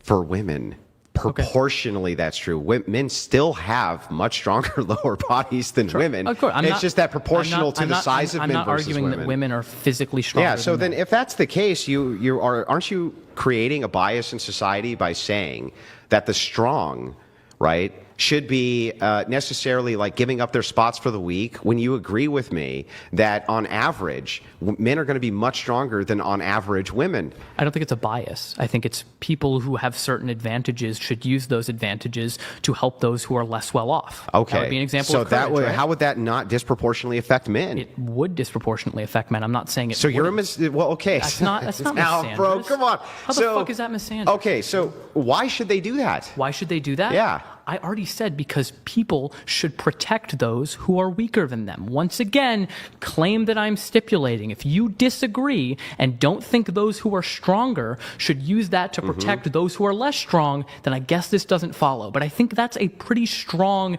intuition that most people hold. Let's make sure that you hold this intuition then, okay? Yeah. So would you consider like a 13-year-old boy to be a child? Yes. Okay. Do you agree with me that 13-year-old boys can be about as strong as an average woman? Sure. I would depend. I'm not sure. So Depend should on the category. 13-year-old boys give up their seats on the lifeboat for women? Maybe it's a case by case dependent basis. I think you should try to save women and children because Should the in general- 13-year-old give up their spot in the lifeboat for a 70-year-old woman?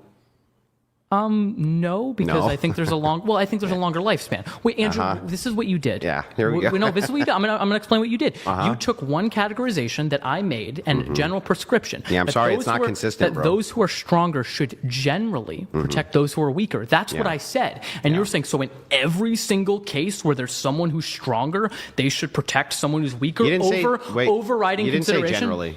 Did I not say No, generally? No, you Are actually sure? just said that stronger people should protect weaker people. Okay, then I meant that in the general sense. I'm Okay. sorry for not specifying. So generally speaking, then, men are going to be disadvantaged in society under your view. I don't think they're going to be disadvantaged because they have the advantage of more strength. So them using that strength to protect Yeah, but others. you're prescribing a duty. You haven't actually told me why it is. So, for instance, do you agree that men and women's lives are equally valuable? Equally valuable? Yeah. Okay, then why the fuck would you say that they should give up their spots in the lifeboat because they're stronger? Equally valuable, because I think if we're talking about a boat sinking, I think most men would probably be better able to swim longer, be able to survive in the icy that. fucking waters of the fucking. Are you serious? The icy waters of the Atlantic Ocean, they're going to have a better fighting chance against the sharks. Wait. Like, what are you? What? Wait, hold on. Andrew, come on, bro, dude, this is fucking crazy. No, there were Andrew. Are you not? Are you not agreeing with me? Who do you think would survive longer in the icy water? I think you're talking about seconds or minutes, perhaps. Okay, and if there were rescue boats going by, there's not rescue boats. There wasn't rescue boats going by. Well, I'm bro. glad we're not in that situation anymore. Yeah, but I'm asking you about that situation. You said they should give up their spots on the Titanic. The women get the lifeboats because the men are stronger, even though their lives are both equally valuable. Why? I think that some men should do that. Absolutely. Why? Why? Because you should want to protect those who are weaker than you. Why though? Why though? If it's just a matter of you saying because you're stronger, then you switch. What you're doing is switching your case use here, which is fucking. It's equivocation. It's pissing me off because it's not even genuine. You're making the equivocal case that wait a second. Right? Men generally are stronger than women, so therefore should protect them because generally stronger people should protect weaker people. Yes. Okay, that follows in that aspect. You're a bit stronger, right? Yes. You have some sort of like duty or obligation to protect those weaker than you. But when you're in a situation like the fucking Titanic, right, where your strength differential doesn't fucking matter at all, right? You still prescribe that the women get the lifeboats, bro. And I need you to tell me why. Why should they get the lifeboats?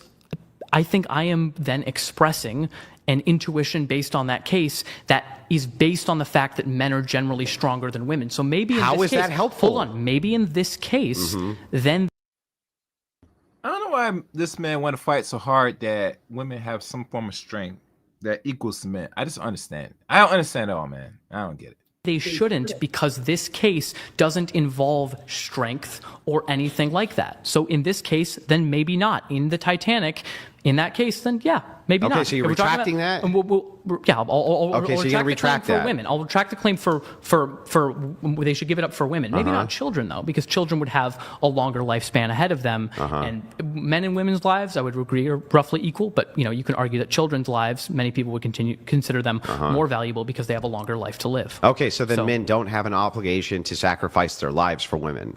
No. Okay. I don't think necessarily. Got it. They don't have. I don't think. No, I don't think each individual man. I think society has an obligation to protect those who are weaker, but I think that no individual person should be compelled to risk or like. Well, I didn't say compelled. Life. I asked about duty. That wouldn't be like a foreign compellence. No, I don't think men have that duty. No. They don't have that duty. Men in general, no. Those who are stronger, not to die for other people necessarily. So you don't think that there's a social obligation inside of society which shames men if they don't protect women who are physically weaker than them? I think there is. But the thing is also I think a man is much less likely to die than a woman in those situations. Yeah, so what?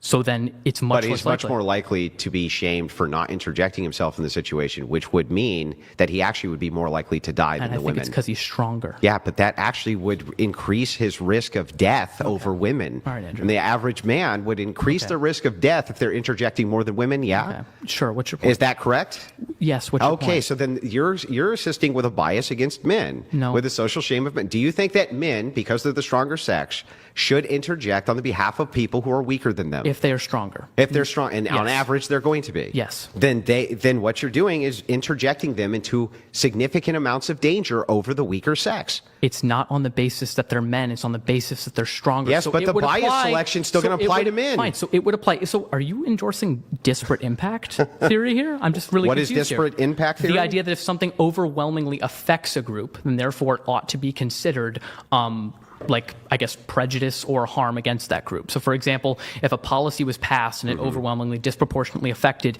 a racial minority or any minority, regardless of the intent of the bill. No, I wouldn't endorse that, but what I will say is this. Well, this is a type of disparate impact. No, it's not. Here's the distinction, right? Do you agree with me that people can hide their true intentions towards a thing, right, by kind of equivocating based on their intention? So, for instance, if I said, look, okay, this isn't a bias against midgets, but I just think that people who are 3 feet and below shouldn't work in Hollywood. Hello, Zarel. Hope everything's good. Hope everything's doing well. All right, Ann. I see you in chat room. Be brief intermission. Y'all know what to do. Please support channel. You know y'all do. My money. I told you. Where is my money? Benny. Bring me everyone. I need my money. I need my money. What do you mean everyone? All right, I see more people in the chat room. I hope you guys coming in and you're hitting the like button. Subscribe to the channel. If you want to participate in the chat room, you must subscribe. You guys sit back. Once you subscribe, it takes a while. And once you subscribe, you could also participate. And if you feel inclined, hit a super chat. I sure really appreciate it. This is very much a very unique debate. I never hear of a male or a white knight feminist defend the lunacy of what we call gender dysphoria. And I don't mean not gender dysphoria, but I mean gender roles, saying we can't define them, all this stuff. It sounds stupid. You sound dumb. And you come to another man that's pretty much older than you, more seasoned than you. You can't come with that weak shit in the debate. It ain't gonna go well. It ain't gonna work well in your matter, in your case. Well, let's keep going. Fair use. Right? Okay. I'm not biased against midgets, though. Right? I'm universally applying that standard to all people, but who does it disproportionately affect the most? Yeah, it does affect them. But now, hang on. Hang on. Now, if I held a bias, a secret bias against midgets, I really fucking hated them, right? Would that be a really good way for me to enact my will, my hatred towards those midgets by making that universal claim that all people 3 feet and under shouldn't work in Hollywood? Sure, but Andrew, what would the benefit be of banning those people from working in Hollywood? I would just say things like they can't get hurt as easy. Can't get hurt. Yeah, as people easily? who are 5 feet and or above, they don't get hurt as easy as people who are 3 feet and below. Then especially when you're on Hollywood sets and things like that. If you were making then standards that were, I mean, we have this. Do you think it's prejudicial? It would universally apply to all people. Then do you think it's prejudicial that we hate children because we have what height, I'm saying, because we have height limitations on rides at roller coasters? So hang on. Is that prejudice I'm not against making the claim that you can't make even universalized prescriptions based on safety. I'm asking a specific and narrow question, which is that if I hated midgets, would it not then follow that if I was making prescriptions, right, that seemingly on their face were a bit absurd, seemingly a bit on their face absurd, right, but did universalize them by saying it's for all people, but the inaction of that really was going to disproportionately affect midgets, that it might stand to reason that I had some bias against midgets? Do you think hang on, I'm just saying this is conditional. Let me look at the camera too. It's just as conditional, but don't you think that if I passed legislation which was disproportionately affect only one group, right?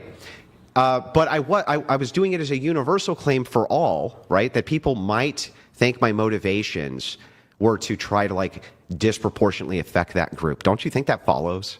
It could be, but it's not necessarily. I don't think we think men should... Isn't it interesting, though, that you endorse feminism while at the same time having a bias against men because they're stronger? I don't have a bias against men. Sure sounds like you do. I don't. I think that those... I already said this. I think those who are stronger, regardless of sex, should protect those who are weaker. Yeah, but again, here's the problem. When you claim that I'm a feminist, right, which you have, and that you're here to defend feminism... Isn't it interesting that part of this, kind of like a prescription for society based around feminism is that it just so happens that men need to, of course you don't mean men, you just mean stronger people, but men have to interject and put themselves in harm's way more than women do, and you happen to be a feminist. You don't think people are going to put two and two together and think that, well, perhaps you have a bit of bias towards men? Bias towards men or biased against men? Yeah.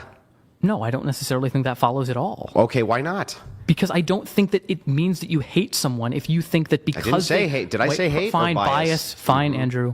I don't think that you're You biased. can fine Andrew. I don't. But... I don't think that you're biased against someone or a group of people if you think because they have advantages, they should use them to the less well off. Okay. Do you think it would? Do you think that like taxing the wealthy is like a bias against rich people? That, I think it can be. So, but do you think it necessarily is? I never said anything about any of this being necessarily the case. Okay, so Did I? Hang on. It's not necessarily. Fine. Okay. Yeah. I agree. And what I said was that people can hide the motivation, and I do think, by the way, using this example of the wealthy, that oftentimes progressives do fucking hate the wealthy and blame them for problems inside of society because they think they're selfish and want to punish them. They want to punish them. Some people might do that. I'm not denying that they're going to do that. And so, I'm not saying, the thing is, like, fine. Then I am in full agreement with you that wanting to punish people is a bad reason for doing that. So what reward? Okay, so for this duty that is going to disproportionately affect men, but isn't meant to target men, just people who are stronger. What do they get out of this? What do they get out?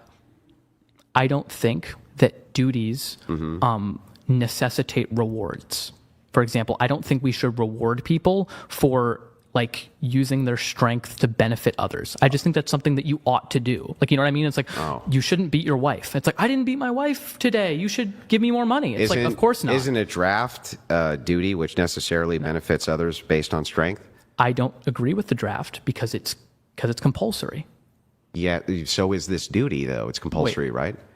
People ought do it, you said? Isn't that a compulsion? Sure. 100%. I'm not, but that's a legal compulsion. I'm not saying that there shouldn't be general societal like pushes towards certain things, but I don't think it should be legally compelled in which you go to jail or are killed for not joining the draft. But yeah, absolutely. I think that if society is on the brink of collapse or something like that, those who are stronger should step up and try to defend that. And what would the equal female duty to this be? There's not an equal female duty. And I've had this before. You had the same conversation. There is not a equal female. There's not equal duty for those who would typically be associated with weaker. Is there any duty that women have at all? Yeah, I think so. Same duties that men would have in terms of kindness towards others, being respectful towards others. Those aren't duties. Wanting to lift people up. I think it is. No, it's not a duty to be kind and respectful. We've been disrespectful this whole time. Where's your kindness and duty? Wait, I think people should be...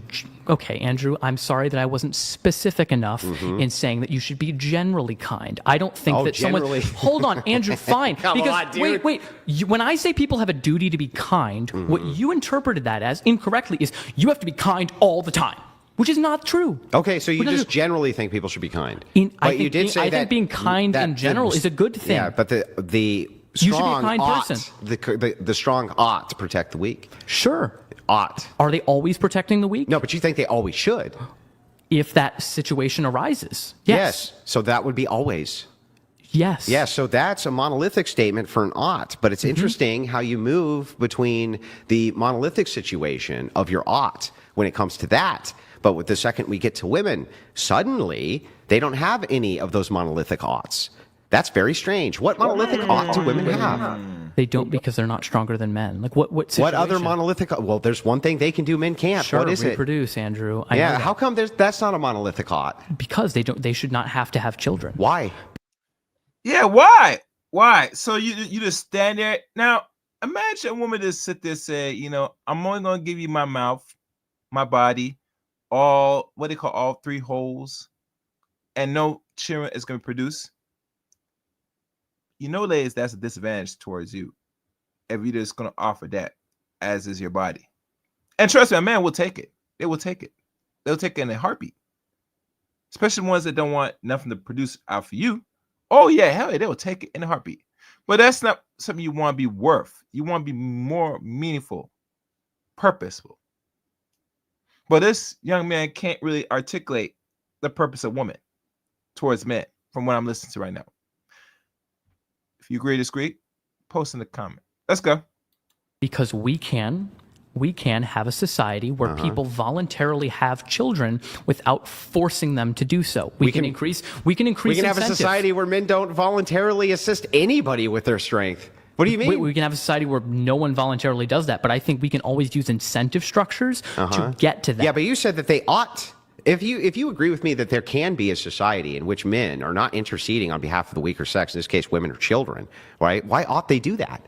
Why ought they do what? Why ought they do that? If, Protect women and yes, children? if women have no compellence for duties for anything, they ought to do. So hold on. I don't think that you should protect other people because you think you're owed something in return. That's the biggest problem here. I don't think men should protect women because, like, oh my God, I saved you. Now you have to bear my children. I don't think that's how these things work. Nobody made that conflation that because you saved a woman, they now have to have your children. Well, you're saying, however, there's a duty. what I'm saying, I saved your life, therefore women in general have an obligation to have children. On the monolithic ought, I'm even willing to be super charitable here and say that you didn't mean every single time, but like in most cases, it is the case that men are stronger than women, and so it should intercede on their behalf, right? Sure.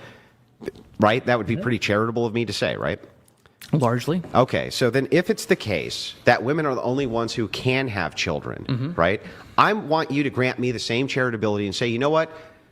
I'm not saying that all of them ought to have children, okay? But we should make a prescription that they should be moving towards the idea of having children, that's really good for society prescriptively, and that generally speaking, they have a duty to do it. I think it's a good thing when people have children, So including generally women. speaking, women have a duty to have children. I think that society has an obligation to keep its population growing. So generally speaking, do women and have men. a duty to have children? Yeah, men and women. alike. Okay, great. So then women, generally at least, have a duty to have kids. I think that individual women are not subject to this because, Andrew, we can have Oh my God, you keep changing your position. No, I'm going to not have a changing. smoke while Brian lets All chat. right. Fucking, it's like a tube of toothpaste, dude.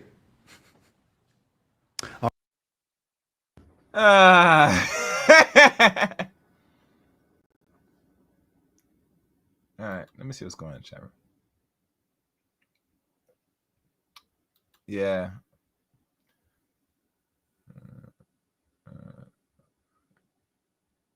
Yeah. All right, let's keep listening. Fairies. All right, we're going to read a couple chats, guys, just during the break. Guys, if you're enjoying the stream. All right, let me fast forward this. Where am I? Hold on.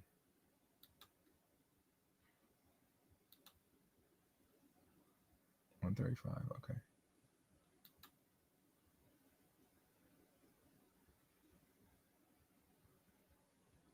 All right, so I'm gonna speed up a little bit. Let's go.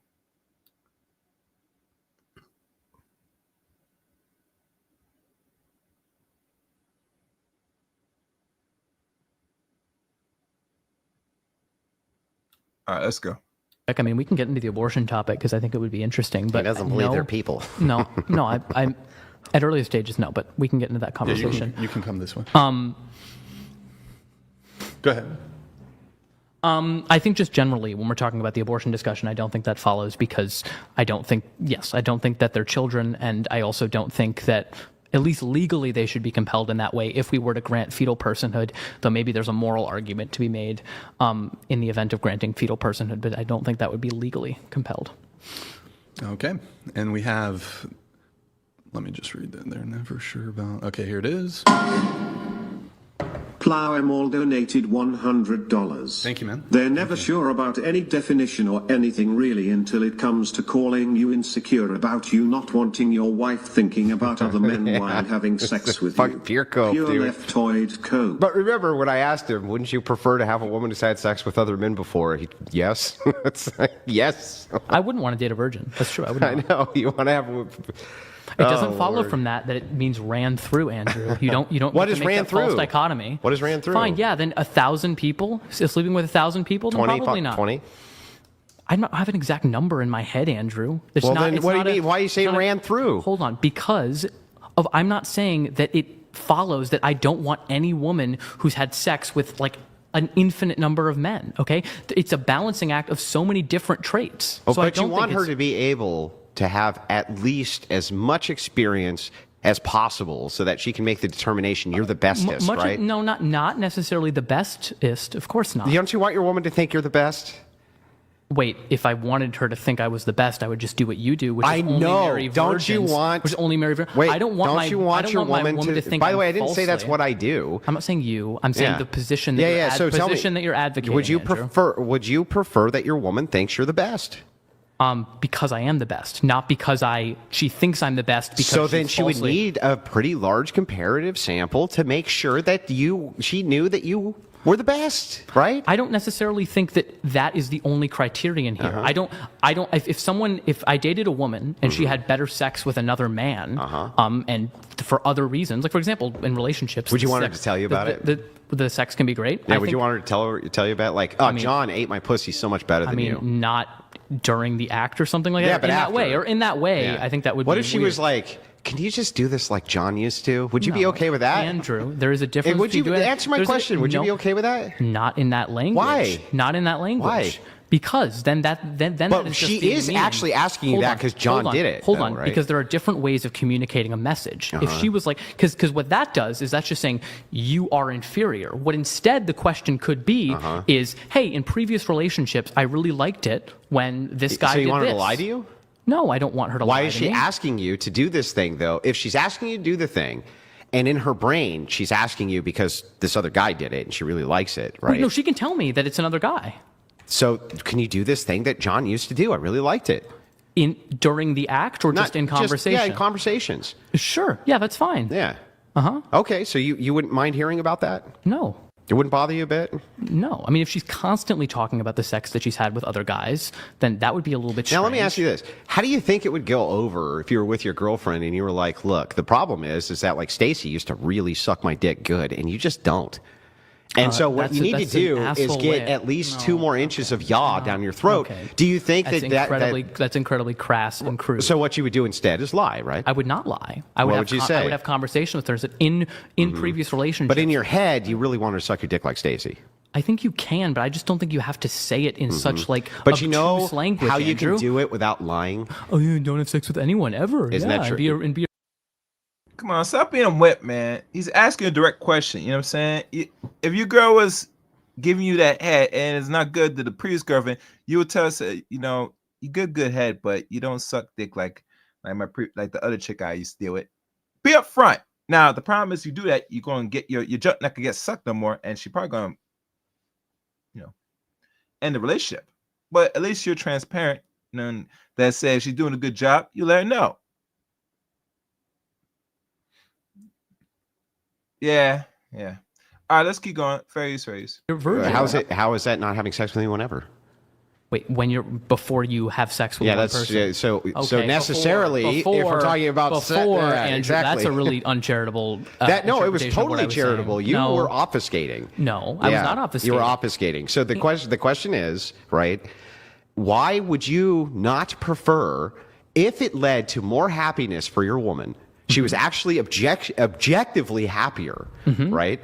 And you were objectively happier. Why would you prefer to have a higher sample size to compare yourself against if it led to like these worser outcomes in relationships? What do you mean worser outcomes? What would the worser outcomes be? They're less happy. Less happy because they are making comparisons to other people where those comparisons don't need to be made. I think there's a balancing act between the truth and happiness. Do you think people live? I mean, this is a really interesting way to put it. Do you think living in bliss where you don't know reality but are really happy is preferable to being less happy but being in tune with reality? No, I think actually this goes to my point, not yours, right? So I think that you don't need to do heroin. I think you don't need to do heroin to ever make a comparison, right, between beer and heroin. I like beer. I like it a lot. Yeah. I'm going to keep drinking it. Sure. I'm not going to do heroin, though. But isn't heroin different than beer? Could be. Isn't heroin different than beer? But hang on. But, isn't Chad different than you? It's sex, Andrew. And sex is very different with people, isn't it? Sure, it can be. Yeah, great. So the thing is, so I have a beer, right? Heroin could be fucking amazing. Okay. It could be fucking the shit. Okay. So it could be black tar, laced with some fucking insane shit. I could feel like I'm on cloud 9. The shit. But I'm not going to do it, right? Sure. And I still like beer. Yeah. Right? And I'm not going to why do I need to have the comparison to know what I'm missing here? So what I think is going on here with that is there are a lot of negative outcomes associated with heroin. You would say there's a lot of negative outcomes with promiscuity. Wait a second.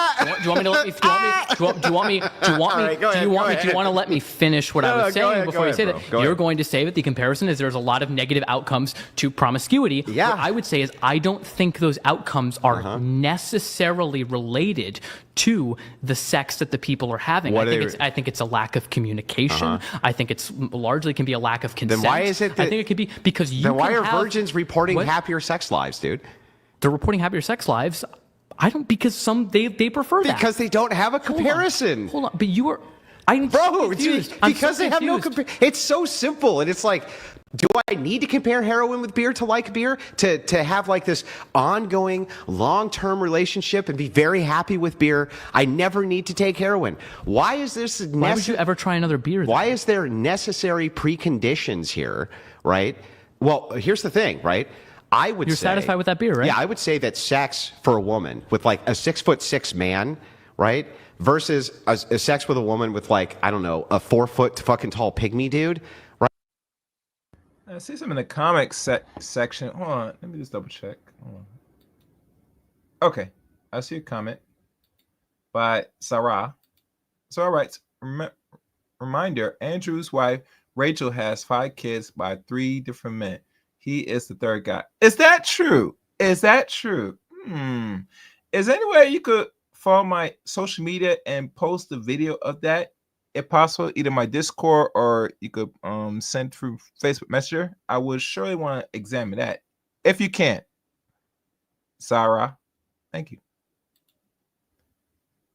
Make sure you guys support the channel. You know what to do. You know the deal. I want my money. I told you. Where is my money? Benny, bring me everyone. I need my money. I need my money. What do you mean everyone? Support the channel, guys. Super chat or cash app. And please like the stream. I'm not sure how we doing likes. The likes kind of low for a very high viewer count. So if you're in the building, you could at least hit the like button. And make sure to subscribe to the channel. Subscribe to participate in the chat room. Let's go. Fair use. It's going to be so fucking different on scale. It's going to be more akin to like this and something like heroin than it would be between light beer and heavy beer, dude. I don't think, we're completely going out on a limb here. I don't think it at all necessarily entails that someone who's taller is going to be better at having sex. There's no. It's the idea of attraction level, the idea of there's all sorts of massive factors which would go into this. So, but I do think that it is the case, right, that if you have a lesser sample size, right, you seem to be making this claim like ignorance is bliss. Ignorance is bliss with heroin, isn't it? We know the bad things. We know the bad things for promiscuity. Hold on. And this would go to the question of heroin. If there were, and people have proposed like safe injection sites for people to do it safely. If that leads to them being better off, then yes, I'm in favor of them getting the good without the bad. Don't you? And I don't think they're inherently intertwined. I just think they so often are. As a harm reductionist, and they can't be separated. So as a harm reductionist, don't you think that if we have heroin injection sites and things like this, that you're normal, like I'll give you a perfect example of this. The pro-marijuana crowd, right? Let's all smoke weed, right? They said once marijuana is legal, it's only going to be the people who were smoking it before who just won't go to jail, right? But that's not actually how it happened at all. What actually happened is after marijuana was legalized, now it's advertised fucking everywhere nonstop, and tons of people who ordinarily would never have smoked marijuana are smoking it. Tons, right? It creates a normalization, and the normalization creates the ability to have the discourse around propaganda. This is actually good. What? Right? Yeah. So, like, for instance, beer commercials. Do you think beer commercials would lead more people to drink or less? Probably more people. Probably more. That makes sense to me. It follows. Same thing with legalization of a thing. It generally seems to lead to more of that behavior, not less. This isn't a moderation thing, right? Well, actually, it is a moderation thing. No, but your moderation thing is just only one person, and I'm saying that there is there can be no. My moderation thing is that every subsequent person you now have more experiences to compare to for negative experiences when you never needed to do it. Just like with drugs, Just like with drugs, shrooms are better than heroin, beer is better than me, right? Wow. It's all a negative connotation of bad behavior. I read a book, and then I read a better book, and that book made the first book seem less good, and I read another book, and it made both books seem less good. The problem is that following your logic, you're fucked on this one, because following your logic, if we're talking about books, right, what's the harm, generally speaking, of reading Lord of the Rings and then reading like The Sword of Truth and thinking The Sword of Truth is less good than The Lord of the Rings? You want to have those comparisons for knowledge. Those are actually good comparisons. Sure. Not so good. Like, nobody's ever going to report their happiness level, their general wellness level in society has decreased because they read The Lord of the Rings, and then after that, The Sisterhood of the Traveling Pants, bro. They definitely will do that with drugs, and they will definitely do that with relationships, especially interpersonal ones, because they're elongated. Relationships are elongated. I guess so. Then I'm curious for you. Do you hold the same standard for men and women, that it's bad for them to have promiscuous sex and they should wait until marriage? I definitely think that promiscuity in men is a fucking problem. Okay. 100% hold the same exact standard. But here's my caveat. It is generally less damaging overall in society if men are promiscuous than women are. Generally. And based on... So here's generally why that is true. Now, again, the caveat here is both are bad. Okay. So I will make this distinction that if there's no male promiscuity, there can't be female promiscuity. You agree with that? And same thing, if there's no female promiscuity, there's not going to be male promiscuity, right? Well, unless they were same-sex relationships, but yeah. Between men and women, dude. Okay, well, you said a general prescription on society, and I was putting... Fine, okay. First of all, in same-sex relationships, even when they're married, there's massive amounts of promiscuity by the numbers, right? The unfaithfulness rating for married gay men is outrageous. The amount of sex parties they have, outrageous. The amount of promiscuity is fucking outrageous. So there's that. Well, statistics on that, we would have to look at... The statistics aren't even questioned on that. Hold on. What do you think gets reported more? Bro, what? What do you think gets reported more in terms of infidelity? I think within same-sex relationships, because it's easier with same-sex relationships because the sample size is so small. It's also much more normalized within those communities. There are a lot more gay men. Yeah, and that's bad, though, right? That's not good, right? I think it's bad if they're not informing their partner the same way it's bad if a heterosexual couple is not informing their couple. So wait a second. Wait a second. So you think then that if you're in like a heterosexual married relationship, if it's an open relationship, that's healthy? It can be for certain people. No, it's not healthy for basically anybody. They almost all, like 90% of them, actually, no, it's higher. It's like 95% of them fail. Open marriages, 95% fail. Open relationships, like 95% fail. Stats, it's insane. Where are you getting the stats from, Andrew? Yeah, so these stats actually came, I think there was a combination of Pew Research, but there was, and the only reason I know this one off the top of my head, that it's 95% is because of Cuck Destiny, that this was quoted at him nonstop, right? And what happened with his relationship? I have no idea. I don't follow him. He was married in an open relationship, and guess what? Everyone told him, bro, it's going to fail. And guess what happened? Okay. It failed. And why did it fail? The same reason all of them fail. Now, not only do you have a comparative sample, right, but you can go test it. Now you can just go test it whenever you want to, right? That doesn't seem like it's very good for society in general. Like, for your parents to have open relationships and going out and, like, sleeping with other people. That seems like if the failure rate's that high, that would be bad. I mean, I think that largely it also comes from a lack of honesty between people. That can be a huge contributing factor, is largely because of guilt, because of shame, because of people who don't think that's how it should be. So if we just destigmatized it? I think I'm not claiming that so everything just destigmatize Wait it, a second, Andrew. I'm not claiming that everything would get better, and I'm also not claiming that open marriages are better than closed marriages. I would agree with you, at least from personal experiences, that's not my cup of tea. But I don't... You were in an open relationship? Not directly an open relationship, but like if you're not like officially dating, but people are seeing multiple people. Yeah. That's not my thing.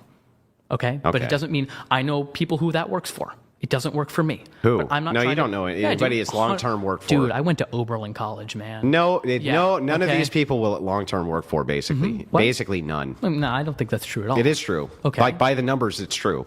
Okay. So, like, when it comes to open relationships, right, especially open marriages, that's usually one of the number one signs of failure, in fact, is that one couple or one partner asked to open up the relationship. Okay. Like, imagine that. Just think about that for a second.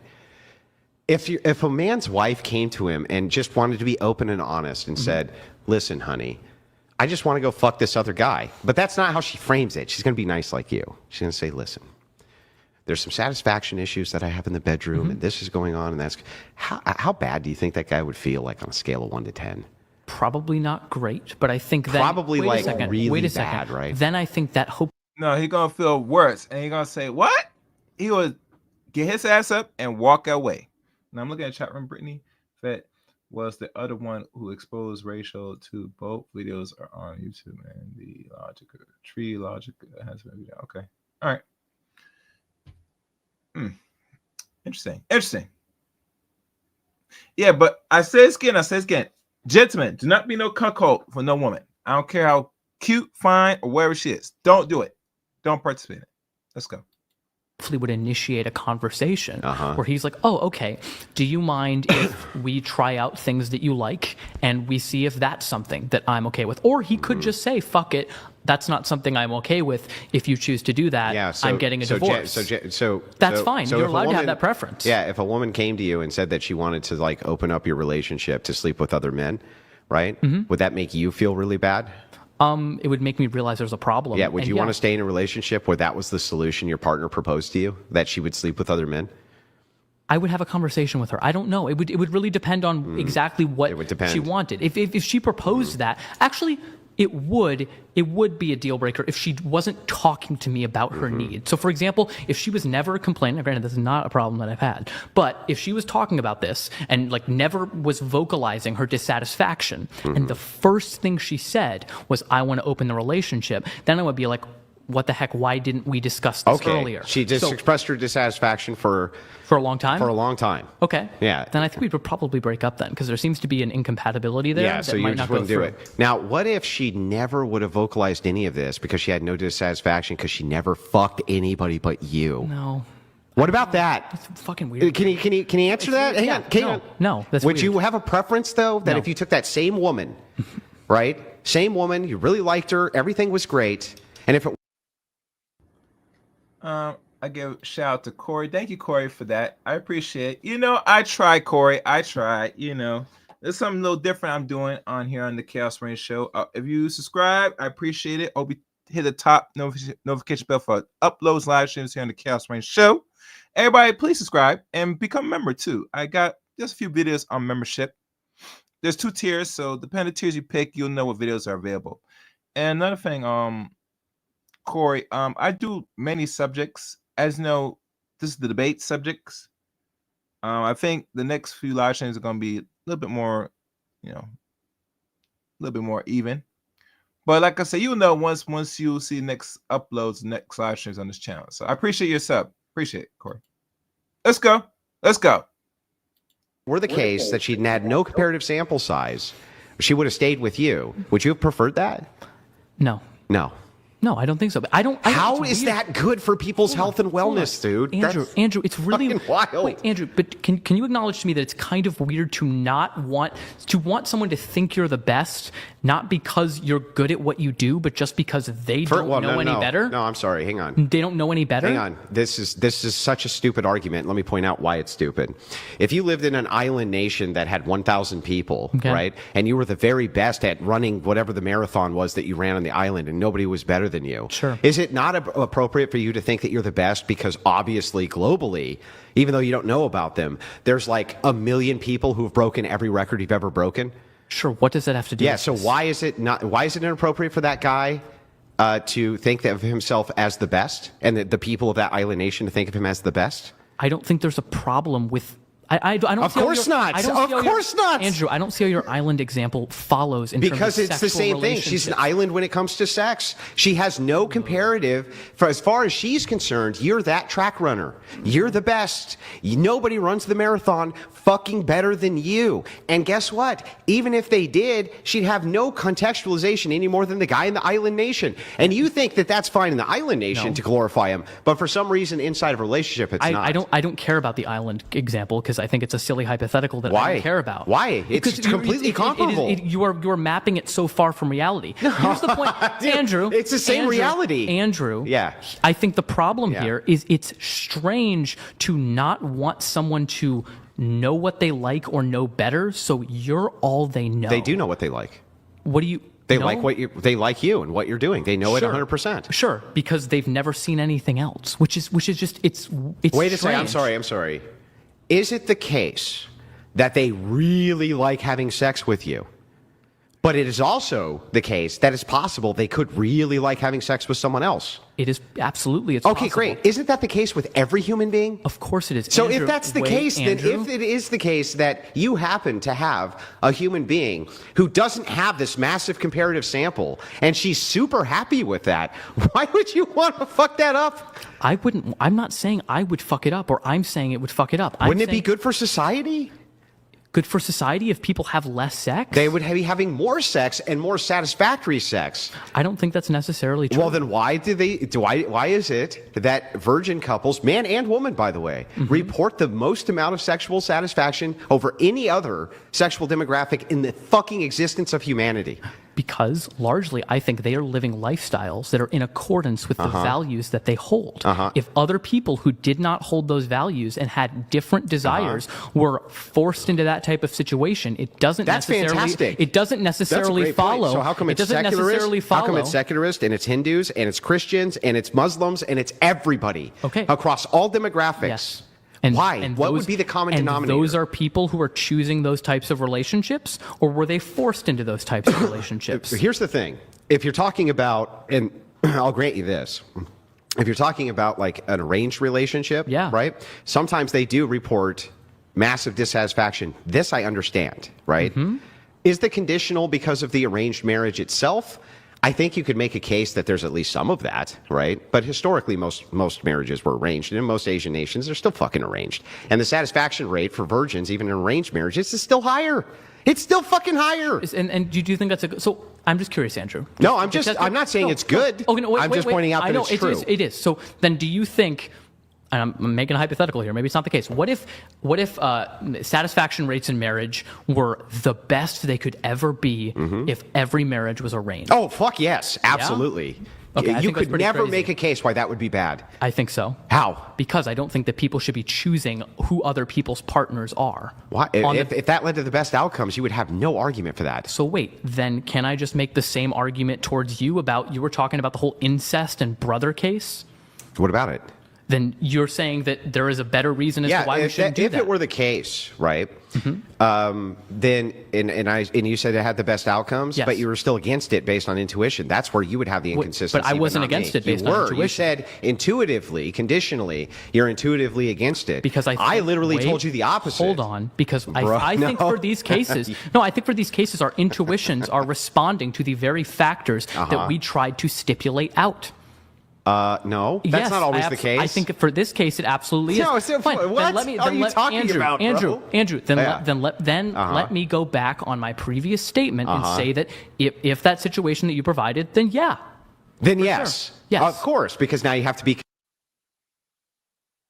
You know what? I'll do one better, Zara. Let me see. Let me check if I set my If you're not familiar with Discord or Facebook, let me post Discord. Post it in my Discord. That would be better because right now people can't post enough right now on YouTube per se. The link, if you post a link, it's not going to appear. You can post it either on Discord. Discord link is here.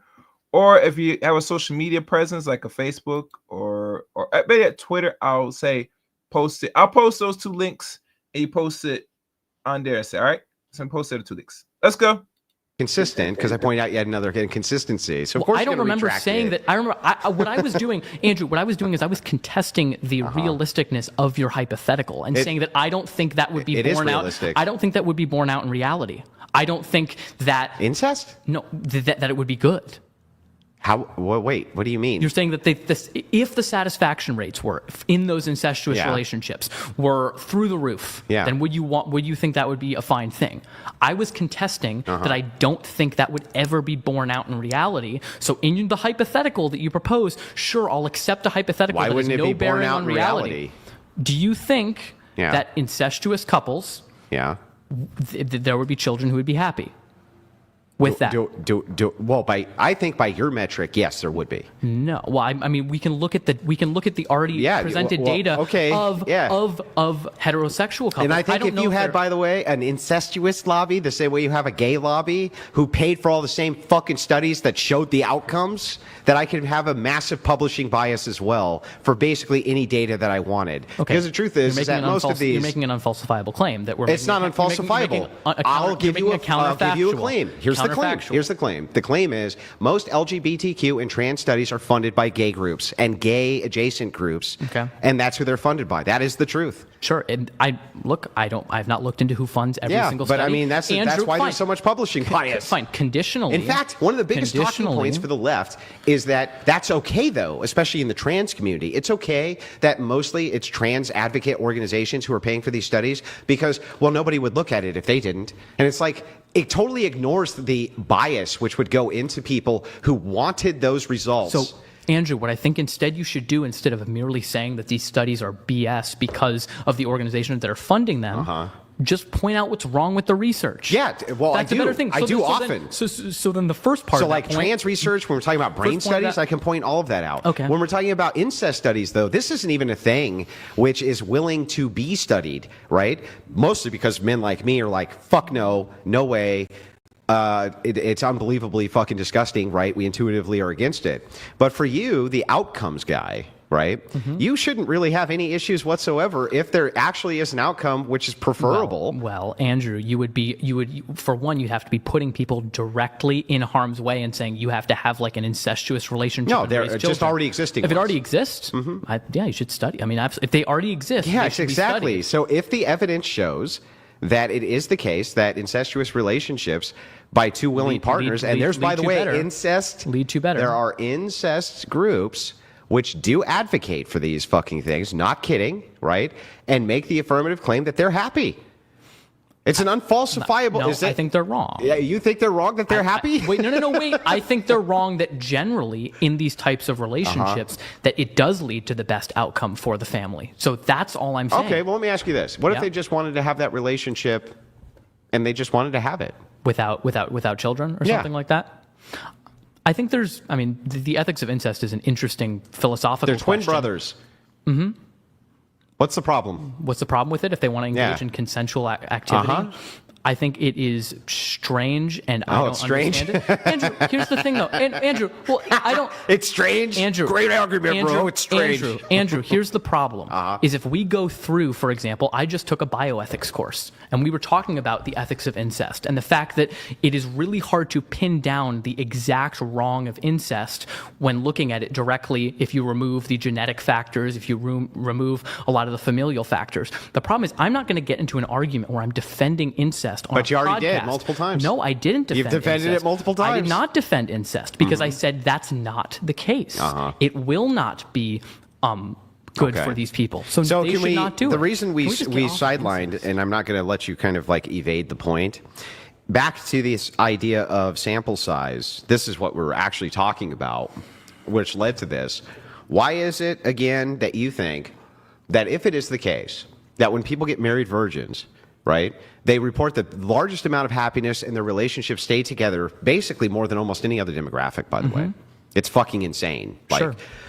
Why is it that you would not want to advocate for that in society, even if you didn't make laws, but you just made social advocation towards it? I'm also not advocating in favor of like insane hookup culture because of what it does to a lot of people. Answer my question. Wait, I think that's fine. Absolutely advocate. So what if we had government policy? No, that's different. Hang on. Okay, continue. Well, I don't understand. Don't you want government policy which says that being LGBTQ is okay? Government policy which permits people to exercise their rainbow rights. flags in the White House? I don't really care about that. I think I don't really care where the flags are. I think if that's going to just rile a bunch of people. But what would actually be the problem? There's no law which is restricting anything. But the government, right, in state organizations from the top down, right, promoted instead that People with low body counts and who are not promiscuous tended to report much higher happiness levels, and their marriages stayed together better. And for the health of the nation, they'd prefer to move a population towards that. What would be wrong with that? I don't think there would necessarily be anything wrong with that. That's what I advocate for. Okay, and I'm not fully against that. I'm just saying. You know who is? Feminists. They're not No, Yes. they're not entirely against it. Which feminist organization? Hold on. Andrew, here's the problem with this. You're saying that individuals advocating for that as a good lifestyle because it works for them I and didn't it say works for other individuals people. working for that. What did I say? What do you say? What's my directly? position? Your position is that there should be government-funded propaganda. Is that individuals? Hold on, government-funded Is that propaganda. individuals? Wait, I was talking about the reason that feminist organizations would be against that government style of push. Why? Okay. Why? Because it is prescribing onto everyone a type of lifestyle There's no prescription. that doesn't work for everyone. It's saying that you should do this. Wait, what's the prescription? The prescription is you should wait until sex to have marriage, or wait until marriage to have sex. And the outcomes are better. The outcomes can be better for certain people. Well, no, for most everybody, the outcomes are better. At least from the reported data. When you say like certain people, it's like, okay, dude, yeah, I guess you could make the case that like grape is bad for certain people. No. For certain people. No, it's bad for everyone. No, it's only bad for certain people. Here, Andrew. like there's women, you agree, who have orgasmed during SA. That has nothing to do with whether it's SA. I'm gonna have to really educate Andrew. Just because they orgasm does not make it right when they get sexually touched, when a man takes the pussy. It is a natural thing when your body, if you're being penetrated, that it's gonna have an urge to start to bust. I hope that didn't go over people's head. That if you're being penetrated, if a man penetrates you as a woman, right? Your body's gonna urge. It's gonna fight because you don't want to be penetrated. But after a while, as he's pounding and hitting the bottom, if someone reaches the bottom, your walls, your body is gonna give in and it's going to release. Now, in regards to taking it, that's forced taking it. That woman normally doesn't want the engagement of the intercourse, and you take it. It's not gonna stop her body for not trying to release. So I'm not sure what type of logic Andrew just came out with that nonsense. That's like saying a man is strapped down, he was intoxicated and strapped down, and the woman just take the dick. And she just sit there and just start jumping on it, riding on it until you bust.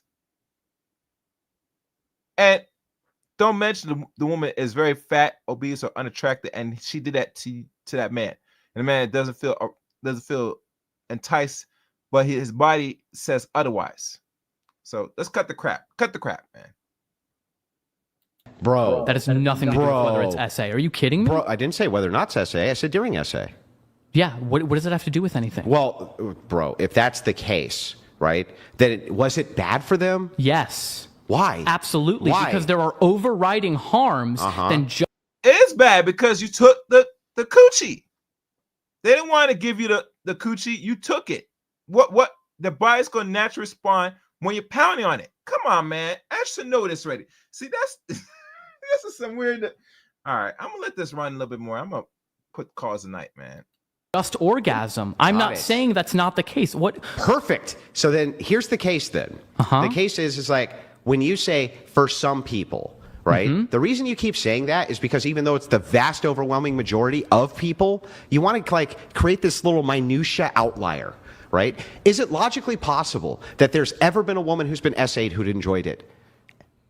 I am not going to. Can you answer my question? Is it logically possible? Logically possible? Sure. Okay, sure. Yeah, but that's not. I'm not ascribing anything to that. Do you think there's ever been a single woman who's been SA'd and has enjoyed it? I'm not going to answer the question. Answer the question. I'm not going to answer the question. But because then I can't say some people. I'm not going to answer whether women enjoy being great. That's not what I asked you.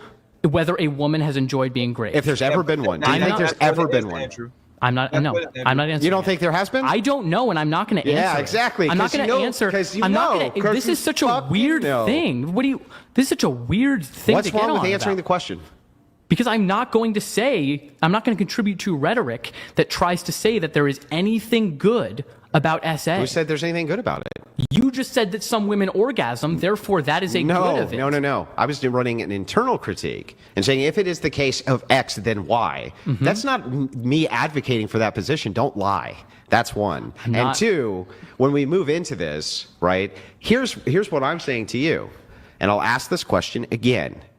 Do you think that there's been at least one woman who's ever existed that was essayed and liked it? I don't know. You don't think? What do you think? I don't know. I'm not going to answer that question, Andrew. Because then I could say. Because I'm not. Because then I could say, well, why make the prescription shouldn't essay? No. Because some people don't like it. No.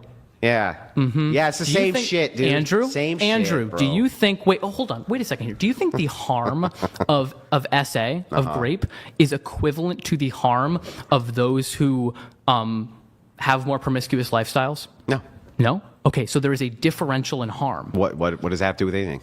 Then I could still say some people by your same metric. But then if we about? even take that metric that there was some, there would be an overwhelming harm that would overwhelm that. So and I'm yes, not saying, but I'm saying the harm is not equivalent between that and the doesn't need to be equivalent.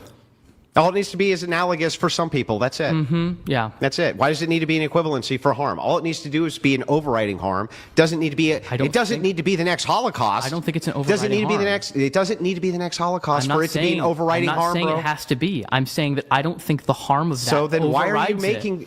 So then why are you fallaciously arguing this?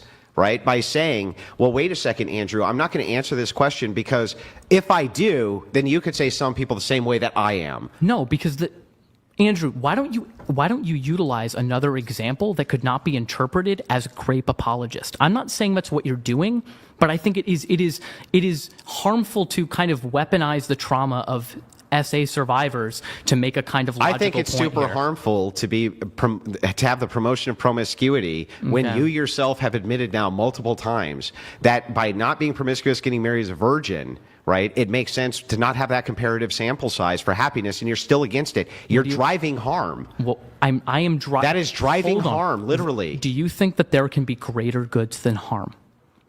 Sorry, greater bads than harm. I think there can be. From my view? I think there can be. I don't think, for example, I think restriction of autonomy and taking away people's freedom, even if they're going to do something that makes them unhappy, does not always follow that that's what we should do. People should be free. Yeah, but that's just rule utilitarianism. People should be free. No. People should be free to make bad decisions. I'm not saying I'm a utilitarian. That's rule utilitarianism. That's like you're like rule utilitarianism. All you're doing is saying like rules. But that would be rules. I'm saying that would be. What are you talking about? No, I'm saying that autonomy is more important than harm.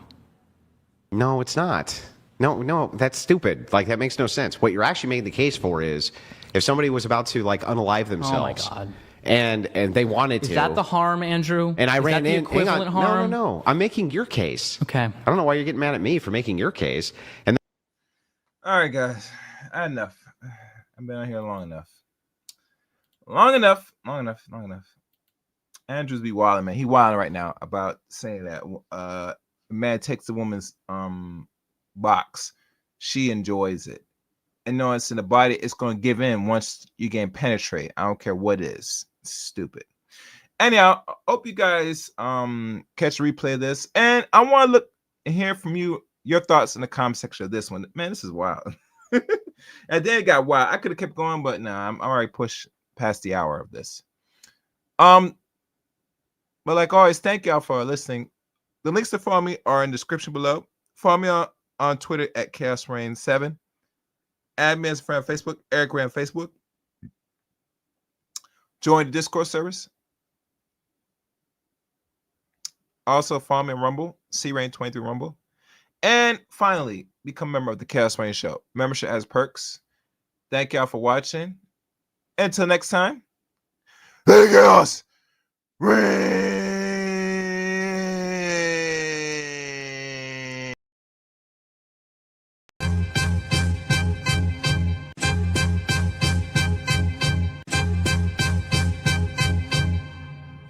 Man, fuck all you hoes. Fuck you and your mammy and your granny too. And fuck all you hoes.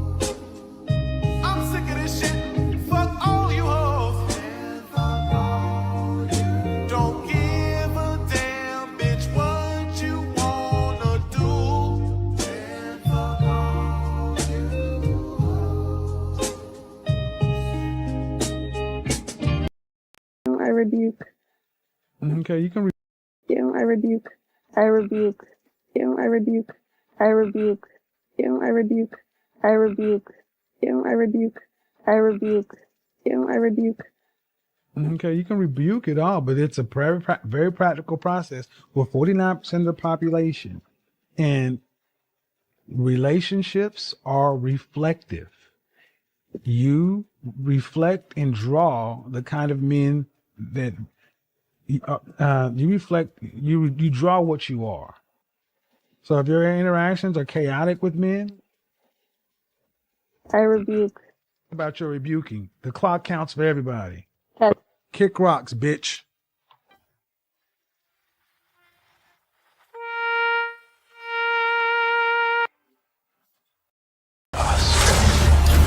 They like the chaos. They like the chaos. So when you're able to Chaos. let that chaos reign with, Chaos. let that chaos reign with, Chaos. let that chaos reign with, Must reign.